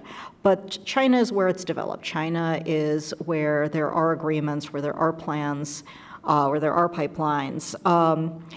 And here you get into the Belt and Road, One Belt, One Road, and the question of Russia's relationships through the Eurasian Economic Union with many of its former Soviet neighbors, and whether these compete. And I'll come back to the Eurasian Economic Union, but what I will say is, first, Russia would love the Belt and Road map that was put up earlier, because a lot of roads lead through Moscow on it, so that's nice. But generally, I think Russia's attitude towards Belt and Road is, it's vague enough that we'll worry about it later. In the meantime, we're going to say it's great. It sounds good. It's completely in line with everything we're doing. And then kind of in the long run, you're going to have to see how it actually evolves. I'd also say that Russia's relationship with Turkey also has a substantial energy trade component, as well as a substantial influence, is there room for this to be a new power nexus component? So, Eurasian Economic Union. Idea is to tie countries that historically have links to Russia, because they were part of Russia's empire, to Russia more closely. The challenge with this is you've got a bunch of countries that, when they enter into economic agreements, tend to violate them fairly soon after entering into them. So this is a union composed entirely of countries like that. So, kind of regardless of what you think about its parameters, you have to accept a certain amount of deviation. And again, as the Belt and Road moves forward, we'll see how it evolves. I also want to very quickly turn to the Central Asian states, because I feel like they should get a voice in all of this too. And their basic perspective is, the more infrastructure linking us in, the better. The more options we have, the better. We don't like being tied into one or another trade partner. They recognize certain limitations.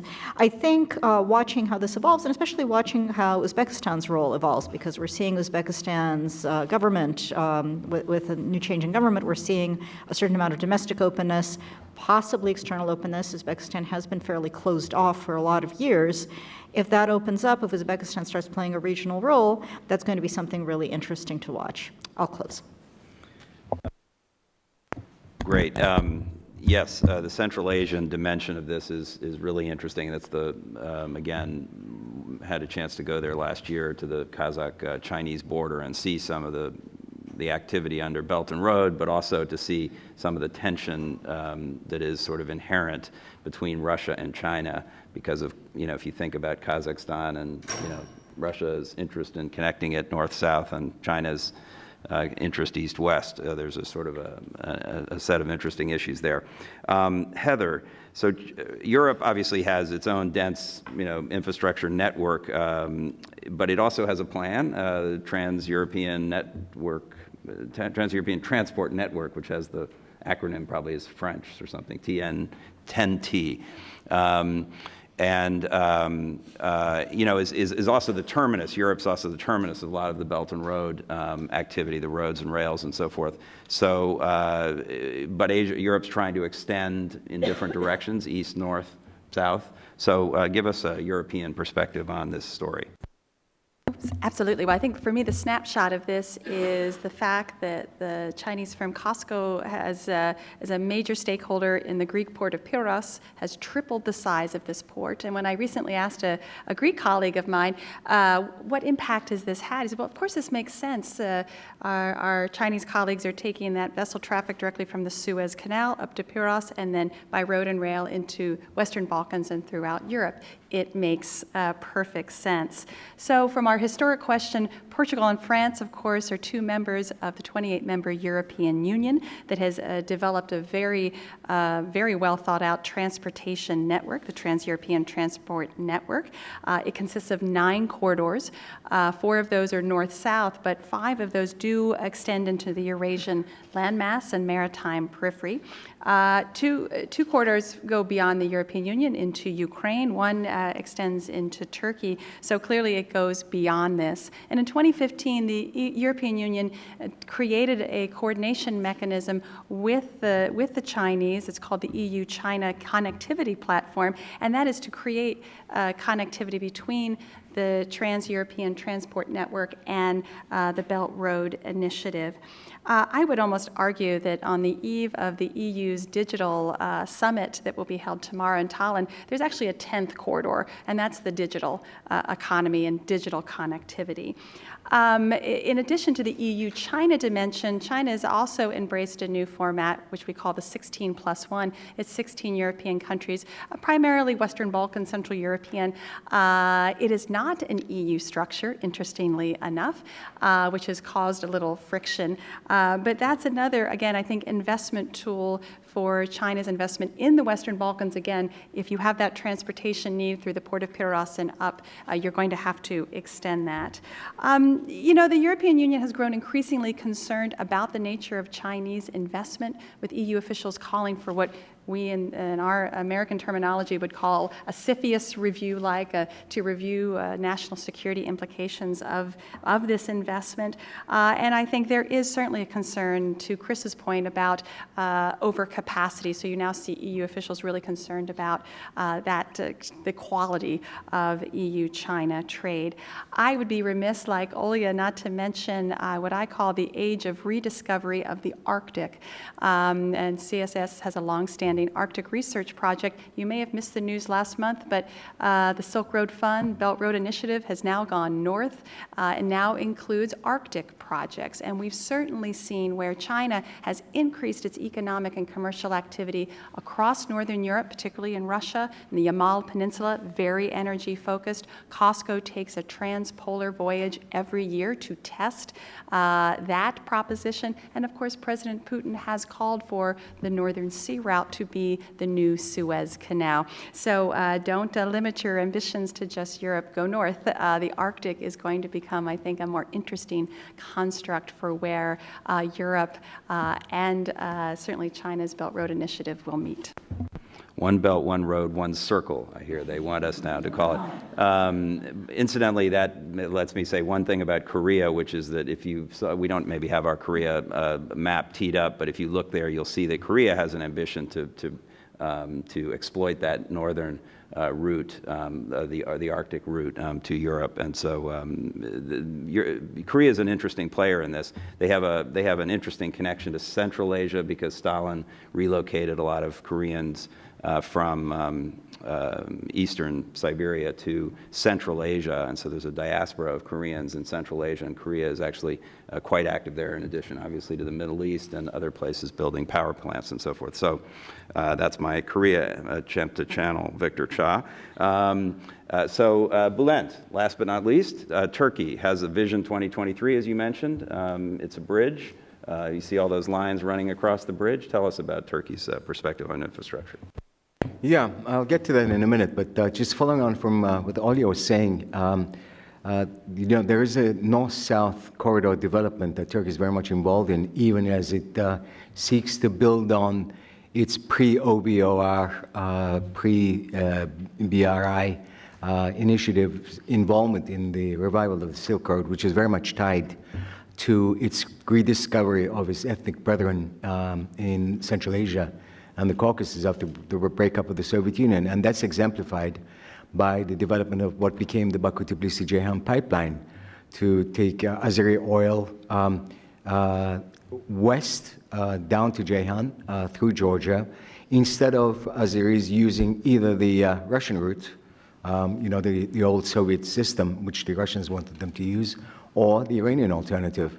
But having done that, they went ahead and actually expanded their energy relationship with Russia. And in addition to the overland routes that brought gas to Turkey ever since the 1980s, they built the Blue Stream pipeline north-south underneath the Black Sea, which made Turkey even more dependent on Russian energy. 2/3 of Turkish energy comes from Russia. So, Turkey is keen on this, and it's also recently agreed to host the South Stream, what was the South Stream project, which became Turkish Stream, which Bulgaria, under pressure from its NATO and West European allies, abandoned. So Turkey is very much willing to develop its relationship with Russia as part of this process. Now, it's also developing, as I said before, its relationship with the Chinese. And President Erdogan, previously Prime Minister, who's been ruling Turkey for the past decade and a half, is very keen on developing a relationship with China. So are the Chinese. They had meetings, very warm meetings, both at the G20 summit in 2015 and 16. 15 was in Turkey, 16 was in China. Was it the other way around? I think 16, 17. I think, and no, 15, 16, and then Erdogan went there for the OBOR summit, and clearly he's hoping that there's going to be Chinese financing available for what Turkey wants to go ahead and do anyway. There's a very ambitious plan called the One Vision 2023 Vision, which sees Turkey developing a whole series of railways and dual carriage highways, and developing its ports and tunnels. The bridge across the Bosphorus, which, as Matt said, exemplifies the connection between Asia and Europe. This is, in fact, the third bridge. So there is a dovetailing of what Turkey wants to do anyway within its borders, very ambitious, and what the Chinese want to do, and we'll see how it develops and how the U.S. reacts to it. Great. Terrific. Well, I think our average has bumped up to about 4 minutes now, so we need to, in the last question that I'm going to ask, and then I'm going to turn it to all of you, we need to get down to 2 minutes each. So this time I'm going to go this way from Mike down the line and just quickly ask people about the U.S. stake in all of this. From your country or region's perspective, what is the U.S. role in all of this? Do we care about the U.S.? Does your country care about the U.S. participation? What does it want out of the U.S.? I mean, the U.S., the problem for the U.S. is we don't have $110 billion or $1 trillion to spend on infrastructure connectivity in Eurasia. It'd be nice if we spent some of that in Washington, D.C. But seriously, we do bring some other things to the table. We bring, great companies. We bring the rule of law. We bring our role traditionally in the multilateral development banks and other international organizations that help shape a lot of the standards around infrastructure investment. And so, in theory, we could do a lot, but at the moment, we're not doing a lot. We did send someone to the Belt and Road Forum in May, a senior official in the White House. But beyond that, we don't seem to have a compelling, at least, strategy or narrative on this topic. And does that matter? So, Mike. So the Japanese government, in a perfect world, would like the U.S. to also, pledge $100 billion in infrastructure. We just don't do that. The last time we did was around 1910, when we were competing with Japan and Russia and Europe, and the State Department organized a consortium of the leading bankers in New York to build an American railroad to keep China open. And the bankers went, saw no value proposition, and lent all their money to the Japanese. As Homer Simpson would say, dope. So it's not in our budget, and it's not in our strategic culture in many ways in this part of the world. So failing that, I think the next best thing, and a very important thing from Japan's perspective, would be to solidify the maritime and developed part of Asia through the Trans-Pacific Partnership, TPP. But of course, we've pulled out of that. So we're not scratching the itch. The other thing we could do is work together to reinforce high-quality infrastructure in the soft area, where we're very good, as would be Australia and Canada and others, and that would be to support good governance in many of these countries. And that's an area where the U.S., Japan, Korea in particular, maybe Indonesia and India even, could be stepping up and doing more with the U.S., Europe, Canada, Australia. But of course, that's the soft side of governance and not as satisfying. The last thing I'd say is, ultimately, while we're not doing what I think our allies would like in this area as a government, I'm still convinced the maritime domain is going to be the more important one for some time to come in terms of economic integration of Asia and the world. Super containers, the Arctic route, all of these things are going to keep the maritime domain more important. But this Eurasian piece is increasingly important. History is returning, and I think we're not satisfying what the Japanese at least would like to see. Terrific. Chris. Thanks. Real quickly, I think just two main points. Mike made an interesting reference earlier to the idea in Japan that it was a mistake to oppose the AAIB. It was a huge mistake by the U.S. to oppose the AAIB. We're still, I think, sort of suffering under that.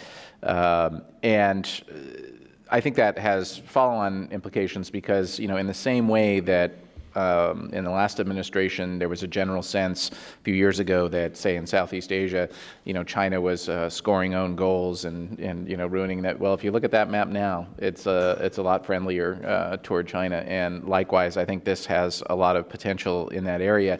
Look, we know China's not going to be 100% successful with this thing. They have huge problems with regard to capacity and so on. But let's say they're 40% successful with this initiative. It still creates a massive alteration of these patterns. And then I guess I was just really struck running through all of our conversations today and 2 points that Heather made that were really interesting to me. The idea of digital connectivity, and then secondly, a growing concern about Chinese industrial policy. So perhaps, and this is obviously a huge issue here in the States right now, so perhaps one way to get the U.S. government to get organized and get off the sidelines is to think about this in that context, how you cannot separate Belt and Road from Chinese broader industrial policy. Points. Amy. Well, in terms of U.S. interests in Southeast Asia and connectivity, of course, the big impact is that most of the planned projects in infrastructure are mainly linking Southeast Asia to China, and this could have an impact over the long term for U.S. businesses in terms of their competitive edge. So China could get a bit of a strategic advantage over the United States as all the roads and railroads and most of the shipping routes will be increasingly focused on China. In the broader sense, the United States certainly benefits from an increasingly interconnected and integrated Southeast Asia as a region. You know, the United States is very supportive of the ASEAN economic community, and if there are infrastructure projects that are needed to continue to link these countries together so that they are economically vibrant and more integrated, and that gives them a bit of strategic independence, that's all in the broad U.S. interest. But how the connectivity is laid down, I think, does have a strategic impact.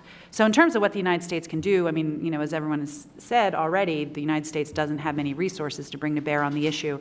But perhaps it could do a little more to work with Japan, for example, to encourage links that are not just the north-south links that China is promoting, but east-west links across the region, and continue to strengthen maritime links, which is really important for a lot of these countries to continue to have an economic hedge against China. And U.S. companies could get involved on the services side in areas such as engineering and managing infrastructure and those sorts of things. And perhaps U.S. financial institutions and long-term investors could also help fund some bankable projects, particularly because, as I mentioned before, the Chinese concessionary loans are not that cheap. Well, I think India would love to see the United States sharing its voice in publicly raising concerns about China's ulterior motives in these projects. And in fact, they got, I think, a little bit more forward-leaning language in the joint statement when Prime Minister Modi came to meet President Trump than what they'd seen in past outreach. You know, it's tough to prove ulterior motives, so the United States has been a bit hesitant, but at the same time, we got a whole sea of boiled frogs from Sri Lanka to the South China Sea, so maybe less difficult to prove that over time. Also, you know, as a country, we need a big, strong India. I mean, ultimately, if you've got these two poles of power, two monster countries in Asia, every single day, India is falling further and further behind, both in economic power and military power. If these infrastructure projects that India has planned for itself give India the tools to be more competitive economically long-term, it's certainly good and in U.S. interest. Another issue that India continues to press the United States on, and this gets back to the China-Pakistan economic corridor, is what ultimately is going to happen if Chinese investment in Pakistan creates a more vibrant economy. Of course, as Americans, you're always hoping and dreaming that economic opportunity is going to drive a country away from supporting terrorism. But in practice, that doesn't always happen, and India is whispering in our ear or yelling in our ear, this is not good, this is going to give Pakistan more tools to hurt us. It's going to be a pawn for Chinese interest as we grow stronger. So that's another perspective anyways that India continues to press the United States on. But you know, ultimately it comes back down to the point, what does the United States have in our toolkit that can help India in its own interest of building locally, building internally, building locally, and without that big development bank, but the private sector, you know, and Matt, you'd mentioned it. The private sector in the United States is the main tool that we need to figure out how to leverage. Frankly, though, it's not up to us to learn to leverage. I mean, the big obstacles to more investment in infrastructure from the private sector is in India's own hands. Things of ease of doing business, contract sanctity and enforcement. If these things get ironed out, I mean, you know, from somebody who worked in the life insurance business for a while, huge pools of capital, you're looking for stable returns you can count on. India's interest rates are higher than almost any place you're going to find on earth, but it's still, you know, you just can't trust that the money's going to be repatriated at some point. So if India overcomes these own domestic obstacles, the private sector would come in there willingly and fill the coffers with the infrastructure dollars that India needs. Yeah, that's right. When people say the U.S. doesn't have money, remember, we do have trillions of dollars of investable, you know, pension funds, insurance funds, and others that would happily go into this business if they thought they could get a return. Okay, so to start with U.S. interests, and again to echo the challenge of limited U.S. policy right now. Historically, always the recourse, if you don't know what current policy is, talk about history.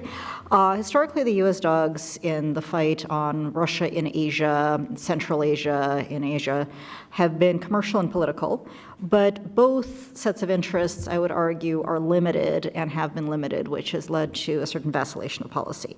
This said, for many years, successive administrations supported, to varying degrees, efforts by post-Soviet states that weren't Russia to develop alternative trade and pipeline and so forth routes to those that go through Russia, you know, all roads leading to Moscow again. This was driven by politics, not commercial interest. I mean, full stop, right? There's no question of that. I don't know that anybody is focused on that in kind of looking east. There's certainly still some focus on that looking west with pipelines and trade through Europe. There's less concern about Russian rapprochement with China. There are people who are very worried, but I don't know that I see them in this administration. To a lesser extent, Japan, because the rapprochement is fits and starts anyway. Overall, while Russia has been looking to build trade, build relationships, certain degree build infrastructure in the rest of Asia, this is so nascent that it's almost completely discounted by Western scholars of Asia. I mean, if you've noticed, the folks on that end of the table don't talk about Russia very much, and that's pretty typical. Vice versa. Well, Russia talks about all of it, right? And I will also say that, so from Russia's perspective, and then I also want to go to the Central Asian states again, Russia would like to build some sort of capacity in Asia, and that means it wants the United States to stay out of its way while it does it. Well, a lot of Russian policy is about countering the United States. That's not historically what it's been in the Asia realm. Kind of this idea of, yes, if you could break the Japanese away from the United States, that would be great, but for what purpose isn't quite clear other than, to make Russia more influential and more important. And with Japan, it's not as though Russia's going to have the upper hand any more than it does with China. So I think one of the reasons Russia has made such minor inroads is that it doesn't have a very clear vision. And that means that really it just wants the United States to stay out of it, which the United States is comparatively likely to do going forward. So win for Russia. Central Asian states looking for balance with an increasing recognition in the United States, which has always been an uncertain partner in this game, is probably backing out.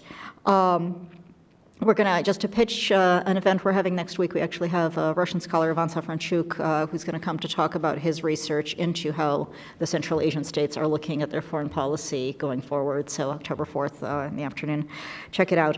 But, kind of from a perspective of what should U.S. policy be, I don't see that the United States does have really strong interests in preventing any of this infrastructure.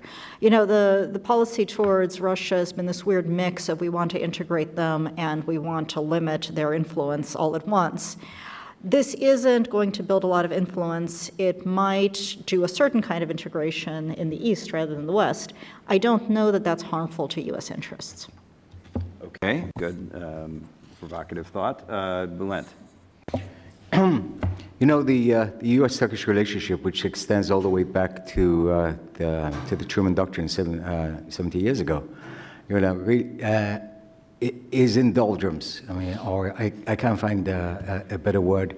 They're going through the process of saying that there is an alliance, but it's got many, many, many problems. And one reason is because it was essentially an alliance that was directed against the Soviet Union. Both the U.S. and Turkey were confronting the Soviet Union in different ways, one at the macro geostrategic level, the other one very much feared the Soviet Union in the region. And that continued all the way through the 1990s when the U.S., after the Cold War ended, backed the Turkish effort to build this pipeline, which was the opposite of what Russia wanted. Now, the relationship continues, but the problems are accumulating. I don't have time to get into them, and I'm not too optimistic that they're going to be eradicated between Washington and Ankara in the near future. So where does Turkey's relationship with Russia and, to focus on today's topic, its involvement with the Chinese in the OBOR-BRI initiative fit into the U.S.-Turkish relationship? Well, frankly, I don't know where the U.S. stands on this. It does not oppose it. It does not support it. It's watching from the sidelines. But from the Turkish point of view, getting involved with the Chinese and certainly getting involved with the Russians is very much a function of its problems with Washington. And I think that that's going to continue for the foreseeable future until the U.S. comes out with a policy as to how it reacts to this. One final point. Even if the U.S. was to say that it doesn't like it, I don't really think that it has much leverage vis-a-vis Turkey. So for the foreseeable future, we're going to continue with what we have. Okay, great. John. I did a report that came out last spring that Matt helped me release called The Other Side of the World, that looks at China, the United States, and the Middle East. And for the United States, I think the question is, how much do we really care about how this region is ordered? I mean, do we want to invest in sustaining multilateral security relationships, multilateral economic engagements that mean that the world the world as a whole is operating according to laws and rules that the United States basically supports? Or do we not care if China comes in and pursues what seems to be the Chinese preference, which is bilateral relationships? P.S. bilateral relationships where China is always the stronger party. I think we have to decide. And what I see the U.S. government doing increasingly is saying, well, we want to deal with the rest of the world through bilateral relationships because we're going to be the strongest party. I think we have a choice.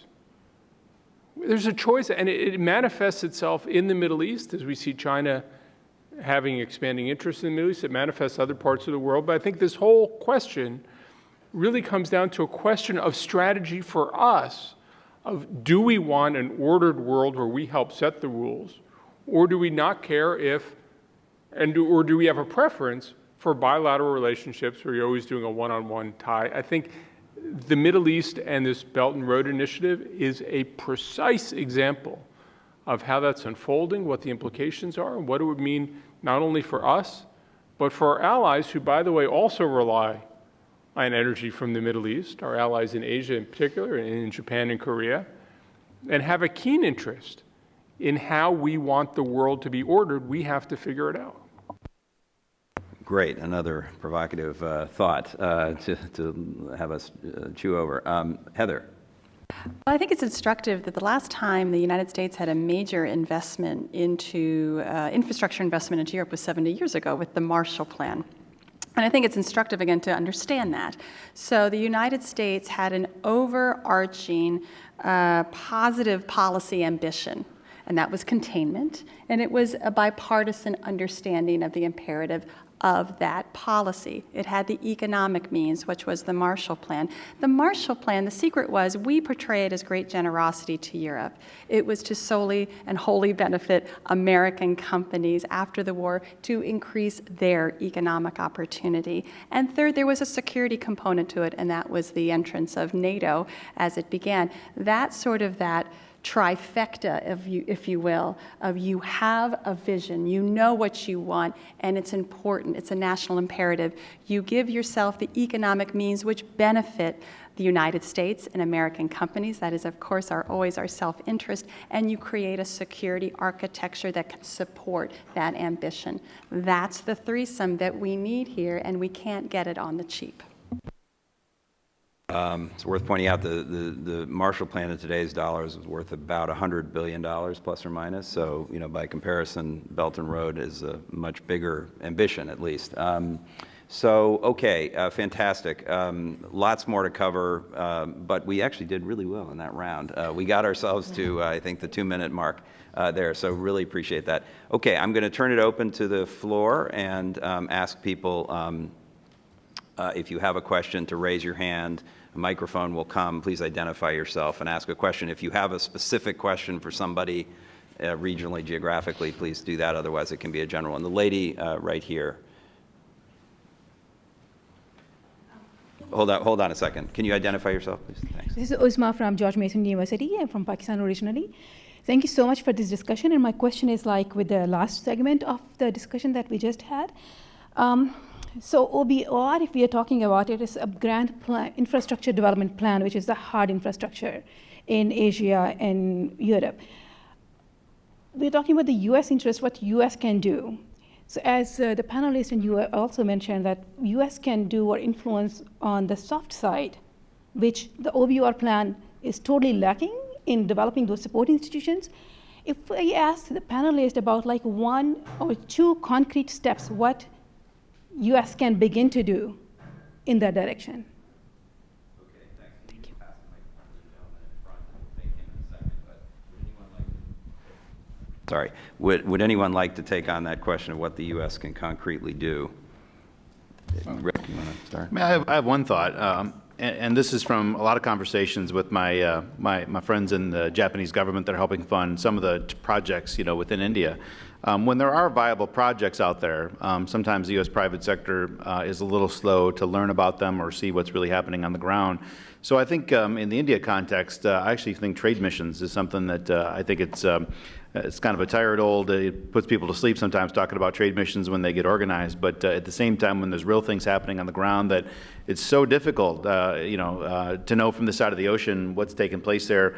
A lot of companies that haven't gotten engaged in these projects don't know the bids that are on offer, things like that. So that's one thing that can be done. I think trade agreements are terrific to lash them together too, but trade missions, especially in the India context where a trade deal is probably not on the cards. Well, I mentioned soft infrastructure investment in terms of governance, and I think the budgets for state AID and others for promotion of good governance, rule of law are, on the chopping block. So that would be one thing we could do differently. I mentioned TPP. I don't see TPP coming back in the next year or two, but Matt and I think are in agreement. It's not dead yet. And that is a quote-unquote trade agreement, but most of it is about behind-the-border issues, disciplining state-owned enterprises and so forth. That's another way to make sure that there are standards and rules, transparency, that will, shape the whole region, not just the countries in TPP. And then the World Bank, the Asia Development Bank, do have a role, and of course we're very important in that. The the World Bank has mechanisms Bob Zoellick introduced to allow co-lending and so forth in Asia.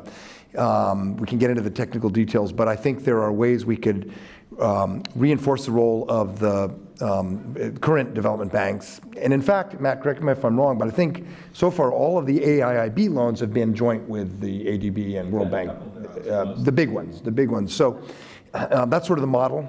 I think that we and others who care about the World Bank and the ADB can energize more. I agree with all of that, and okay, this gentleman here, and then we'll go around.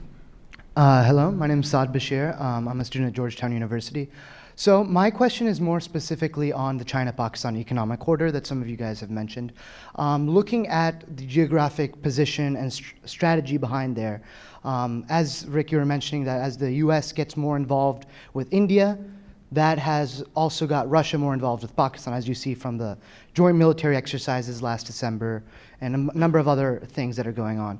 So in that specific region, when you're looking at the Gwadar port, which is one of the deepest warm water ports in the region, when you're looking at Chinese investment and the corridor that can go bring in trade from there, how do you think that this specific corridor can affect international trade routes, specifically since it might be able to get natural resources through Pakistan instead of the Strait of Malacca in Southeast Asia? So how is China, India, Southeast Asia, how are all these trade routes affected by the development of the China-Pakistan economic corridor?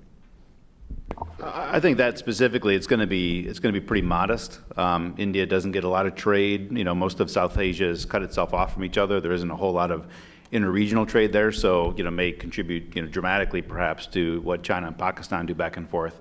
But the question is too, what does Pakistan have that China wants? So it may end up being one-way trade, which typically results in a backlash at some point too. So I think there's a narrative that I think there's a lot of merit to, which is is this really about those trade routes? Is it going to dramatically pump up trade in the region or even between the two, or is it just to tie the economies together and hopefully carry forward that way? I think the latter has a lot more merit than assuming that the China-Pakistan corridor is going to have a dramatic boost to trade. The rest of the region's cut off from each other. I don't see it happening so much there. So if there is a bump, it'll probably be purely bilaterally, at least initially. Chris, do you have thoughts about how China sees the Pakistan link? Yeah, I think what's interesting about it is in a lot of ways, and I think it's not by coincidence that it was really the first rollout. They see it as a bit of a test bed for how this whole project can either succeed or fail, because when you look at it, you sort of say to yourself, well, I defy you to find $5 billion of decent investment in Pakistan, much less 50. But when I talk to the Chinese about their thinking on this, and you mentioned Gwadar Port, they now seem to understand that you can't just plop a port or a rail station or something in the middle of nowhere and then hope that's going to generate its own. What they're talking about is you then have to build the rail links, the shopping malls, the housing, all that. And that's how you can perhaps get into those larger numbers. And so it'll just be an interesting incubator to watch and see. I'm not sure it's going to be successful, but that's how they're thinking about it. And I think that is a different way to think about it. So we should be open-minded. Right, and then you get into the challenges. That connection part is really important to make those ports viable. But going through disputed territory, having construction workers being shot at, which has happened, people have been killed. In fact, right, it's a challenging environment on top of all the usual infrastructure challenges. The gentleman in the back. Thank you very much, and thanks enormously for the panel and all those insights. My name is Mac Darrow from the United Nations Human Rights Office.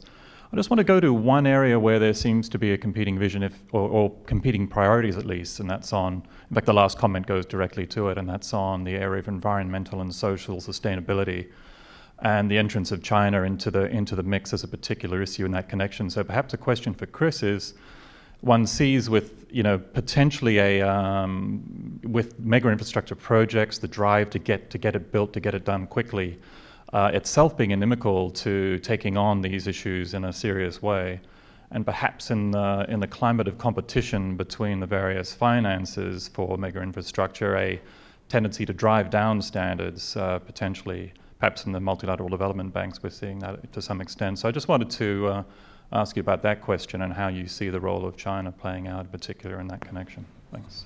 Sure, and I definitely want to get my colleagues in on it. I think it's been a running theme through our commentary today, which is this issue of good quality infrastructure, and is that what China provides? And there've been, all you have to really, I think, look at as a microcosm of the future of the Belt and Road is what's happened in Africa, right? Where the Chinese railroad projects and other things, they are grossly uneconomical. They cost a ton of money. They created an indentured servitude relationship in a lot of ways, and there's a massive backlash. So one question is, in the sense I get from some Chinese contacts who are very much involved in this, they also have studied those problems down there and are trying to fix it. But the issue, I think, is when you have Chinese SOEs who are the main providers of the construction work, on these projects and so on, and they don't have an incentive to necessarily think about these issues. They just need to get paid. It's a huge problem, and I think it makes opportunities for Japan and India and others who think differently. Yeah, I was going to say, to echo something Chris said, when I was in Beijing earlier this spring, a Chinese scholar raised this concern about the African investments in particular being seen as a kind of new neocolonialism or something. And China is, I think, increasingly sensitive to this challenge, and I think they're trying to up their game there. And then in the AIIB as well, the sort of the motto of the AIIB is to be a lean, clean, and green organization. Lean meaning efficient, clean meaning not corrupt, and green, obviously, environmentally sustainable. And I think they're under the spotlight to deliver on that. And I think Jin Liqun, the president, is actually really committed to those things. I think the question is whether, in practice, because of the competition, as you say, standards are going to be well, at a minimum, different. And that's one problem, is that everybody's doing this in a very different way. And to me, there's a place for an international conversation about what should be the appropriate environmental and social standards, and trying to kind of, through the MDBs or something, to come up with a set of principles there. So I think it's a good question. Just one amplifying bit on that. I think the issue to look at is AAIB, of course, is being held as the good child. The Silk Road Fund is a lot of where the dirty bits are happening. So right. That has to be watched as well. Right. And the policy banks like the China Development Bank and China Export Bank are not probably aspiring quite yet to those standards. But Heather. Well, I was just going to reflect, it'll be interesting to watch as China really pursues its investment strategies within the EU, European countries, whether that's ports, refineries, rails, and roads. The environmental standards are high in Europe. They need to focus on this as perhaps giving China the real tools of how you work in high standard countries. What I fear, though, and this is my concern about the 16+1 process, where perhaps it is a question mark about standards, where the clean may be in question because of corruption. We have seen there have been Chinese construction of a Polish highway. Quality was not necessarily up to the standards standards there. So I think this is an experiment we need to watch. It's also, I would argue, within the G7 context. Here you have value-based countries that need to start setting standards. We want these rules, we want the highest standards, and making that in some ways, the price of investing in our countries and doing business with our companies. We have to demand more of ourselves so we can demand more of others. Yeah, I think, unfortunately, the Trump administration hasn't shown much interest in that activity yet, but maybe they will come around to that. I think that, there's a bunch of these unintended consequences of this seemingly innocuous activity of building roads and bridges. Who could object to that? And social environmental impact is one thing. There's debt sustainability that's been alluded to, concerns about, whether Pakistan or Laos or other countries can really afford, because China says it's expecting to be paid back for most of these projects, so that raises questions about debt. There are procurement questions about whether these are going to be open processes and whether we need sort of standards there, and we've had conversations about that here and are looking into those issues. So there are a number of things around what seems like a fairly kind of mundane economic activity. The gentleman over here has been very patient. Thank you. Bill Zaret with the Cohen Group. And thank you, Matt. Well, this is a terrific program. Thank you, everybody. And thanks, Matt, for what you've been writing on BRI. It's been very helpful to us. I guess my question would be more focused to Chris. As the Chinese, we've talked about how the BRI has an economic focus, an intensely economic focus. We haven't really mentioned the military side, or maybe I missed it, but especially in the Godor port, which is actually going to be a nice naval base for our Chinese friends. Is that not that significant, so that doesn't come up? Is this a one-off thing? Do you think there are going to be more military aspects to BRI? And maybe Rick has a thought on that. Yeah, I think it's as I mentioned at the top of my commentary, I think it's a misnomer to characterize it as military activity. However, what you're seeing is the idea of their own version of kind of places, not bases, right? And it requires a lot of nuance, because the string of pearls, that's all nonsense. But what we are seeing the development of is what you might call pre-position logistical refitting stations, these sort of things, and those are going to continue to develop. And I think one of the big stories, and maybe this is a good transition to Rick, is when the Chinese Navy begins to operate above the water, they're already doing so under the water in a really huge way in the Indian Ocean. That's going to cause a lot of friction and concern, and these stations that are being built are designed to facilitate and amplify that.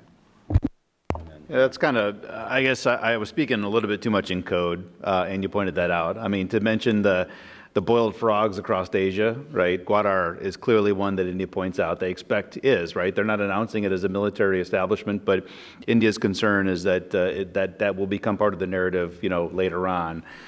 Similar as to why Gwadar probably will not become a primary commercial hub. There's lots of other better commercial hubs they could have chosen as the point of entry to the water. This doesn't make as much sense as some of those others. So, again, it's got a lot of strategic minds wondering, why pick that? And there's a lot of good reasons why they would beyond commercial there. So I was speaking a bit too much in code, but I think you hit on two things that I was alluding to in my remarks. So when I've come across Chinese in the Middle East, which I've done a fair bit and come across more, I think it's important to understand that, in my view, they're trying to figure out what military footprint they need. I still remember a conversation I had with a Chinese diplomat in Algeria, a sort of young, sarcastic 20-something who looked at me and said, "How about you do security, we do business?" Right? And I think there is still a desire to avoid having military bases everywhere, to have a huge troop presence, to alienate people, to do all those kinds of things. The Chinese realized when they had to evacuate more than 30,000 people out of Libya and they had to get more than 5,000 people out of Yemen, you got to do something to protect your people. But to my mind, they're still trying to figure out what they want their model to be. They've seen our model, right? I mean, so first they've seen the European colonial model. They're not going to do that. They've seen the U.S. multilateral, troops all over the world, blue water navy, we do everything wherever, two-front war, all that stuff.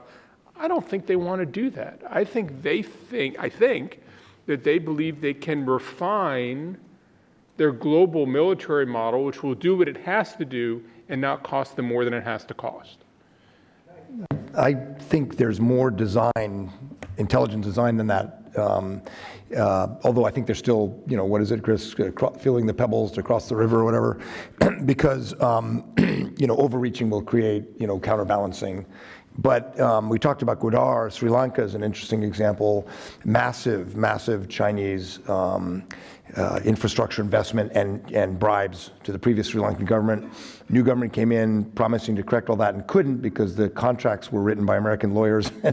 and so now the current Sri Lankan government has to basically live with them and is in a position of balancing between the U.S., China, India. When a destroyer does a port call, they try to get an American.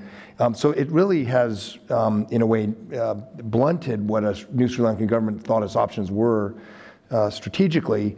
It gives power projection, but also for the Indian Navy and to a considerable extent for the U.S. Navy, it broadens the chessboard. It puts us off balance. If our, some in our Navy or Marine Corps say our answer to the South China Sea is offshore denial or denying China access beyond the first island chain, well, they're trying to make that harder for us. I think there's much more military and competitive shadows to this than purely commercial. But what I agree is, I think the Chinese are still not sure how much they can do without causing what they don't want, which is the other major powers, India, the US, Japan, Australia, to do what the Japanese proposed, form a quad, begin actually, collective security to deal with the Chinese threat. In that sense, I think they're still testing the waters. I mean, just to put a period on it, I think what's striking running through all these comments is the further afield you get away from their immediate neighborhood, the more challenge they face, and I think a key comment that I've heard John make many times in joint things we've done, if you ask guys in the Gulf, let's say Iran tries to close, the Gulf, they know what the U.S. Navy will do. What the hell would the PLA Navy do under such a circumstance if they were there providing some kind of a security presence? So again, the further afield they get, the more challenged I think they become. But I would say it's interesting that last year we saw Chinese-Russian military exercises in the Eastern Mediterranean. This year it was the Baltic Sea. I wouldn't have suspected to see that in the Baltic Sea. Well, you opened up a can of worms. We could obviously, no, not you, I mean, the gentleman who asked the question. So there's a gentleman way in the back there, and then I saw a gentleman here earlier, sorry, apologies. Thank you for the discussion. This one's for Dr. Allacher, specifically about, I'm Ryan Richardson from Leidos, thank you. My question is, how has Russia's recent economic isolation from the West changed or shifted their infrastructure priorities, specifically with respect to the idea that infrastructure spending in the East could help offset some of the revenue loss as a result from the sanctions or for other reasons? So I would say that the sanctions, the limitations on trade with Europe, which has long been, EU having long been one of Russia's biggest trade partner, has led them to hope for more in terms of trade in Asia. But in terms of infrastructure, most of the infrastructure was already there. So it's, the Russians were trying to do both. They hadn't, the notion they'll rely more on Asia was something they were trumpeting. They haven't had that much success actually getting that much of a boost out of the Asia, basically out of China buying more. Is really the bottom line, and rapprochement with Japan, inroads in Vietnam, et cetera, all of this was moving slowly before 2014. It's still moving slowly. It was also already, already there. So the idea that Asia can make up from Europe makes a great talking point, but doesn't seem to have made sense. In terms of infrastructure, it's had no impact at all because the infrastructure that's being built was already being built. It's still being built. Great. Okay. Thank you, Mr. Goodwin. This is Ruyani. I work for an infrastructure. Sorry. Thanks. Beautiful discussion here. I appreciate it. I just want to build on the question gentleman had regarding quality of the work that's been carried out on these large infrastructure projects. There's also the dimension of sustainability of the entire system. You know, learning from Ottoman Empire, Soviet Union, the systems that push outside their boundaries without taking care of having a solid domestic base internally, democratization, private sector, junior private sector, and trying to push outside the boundaries. History has shown us Germany, it doesn't last long. So is there any, that model, that discussion comes into your model when you talk about these visions, long-term visions, etc.? Do you think it's sustainable? Who wants to take that on? That's a good broad question. We're limited time, and Chris should definitely weigh in, but the Belt and Road is, a lot of that is about state-owned enterprises that are not competitive, finding new markets. You know, how sustainable in the long run is that in China's political economy? I think it's a very good question. I don't think we know, and Chris should weigh in, but I think that's, this is not built on solid ground necessarily in Chinese domestic political economy for the long run. And also, you know, there will be learning. I think China will, you know, we worry about governance and transparency. I think increasingly in China, you know, people will want accountability. And so this is not a linear strategy that we can project 10, 20, 30 years down the road. I think it's an excellent question. You refer to the Ottoman Empire, but actually it lasted 6 centuries. So, you know, the Soviet Union might not have lasted a century, but the Ottoman Empire did. And one of the reasons for that was that, you know, it had a very sophisticated way of allowing local groups to rule themselves, except when they got out of control and when they would send in armies. And through that process, they actually managed to keep an empire on 3 continents for a very long time. I think I'm not a Chinese expert, but the challenge for the Chinese is that they're obviously, you know, it's, what was it, the trade follows the flag. In this case, they're, you know, promoting economic projects as part of their effort to expand their influence. And I'm not sure it's going to succeed as well as they hope it will. But certainly with respect to the Ottoman Empire, it was a success story for the duration of those 6 centuries. Yeah, how long you define sustainability. No, hold on, because maybe follow up after if it's okay, because we don't have much time. Chris, do you want to say? Just real quickly, I mean, I think this is really where the domestic politics gets at in. So, you know, we're about to have this major party Congress. The major unfinished business of the first term of the current president is the progress on economic reforms that were mooted early in his term. I think what we're going to see, and see evidences of this already, is a serious effort to transition, to cut loose the deadwood in the SOEs, and frankly, to a large degree, Belt and Road is a way to keep these guys on life support while they get through that transition. And so it doesn't mean necessarily that that's the long-term sustainability approach. Got it. Okay, I really would like to entertain more questions, but it's been a full 2 hours and we've reached the appointed hour. Before I ask you to join me in thanking the panelists, let me just say about our project, Reconnecting Asia, that there are a couple of $64,000 questions that we're looking at. One is a sort of more specific one about these projects that we're collecting data on, these 2,000 projects so far and growing. About which of these projects is really economically viable and which is not, and which are being built for the right reasons, which aren't, which ones are sustainable, which are going to have real economic development impact and trade impact. So that's sort of a core question that we're trying to get to the bottom of as we collect this data and analyze it. I mean, the other uber question is the one about the maritime versus land connections. I mean, is this new connectivity, particularly across these land areas, going to reverse the historical trend of the last 500 years and return us to more of a pattern of trade across land?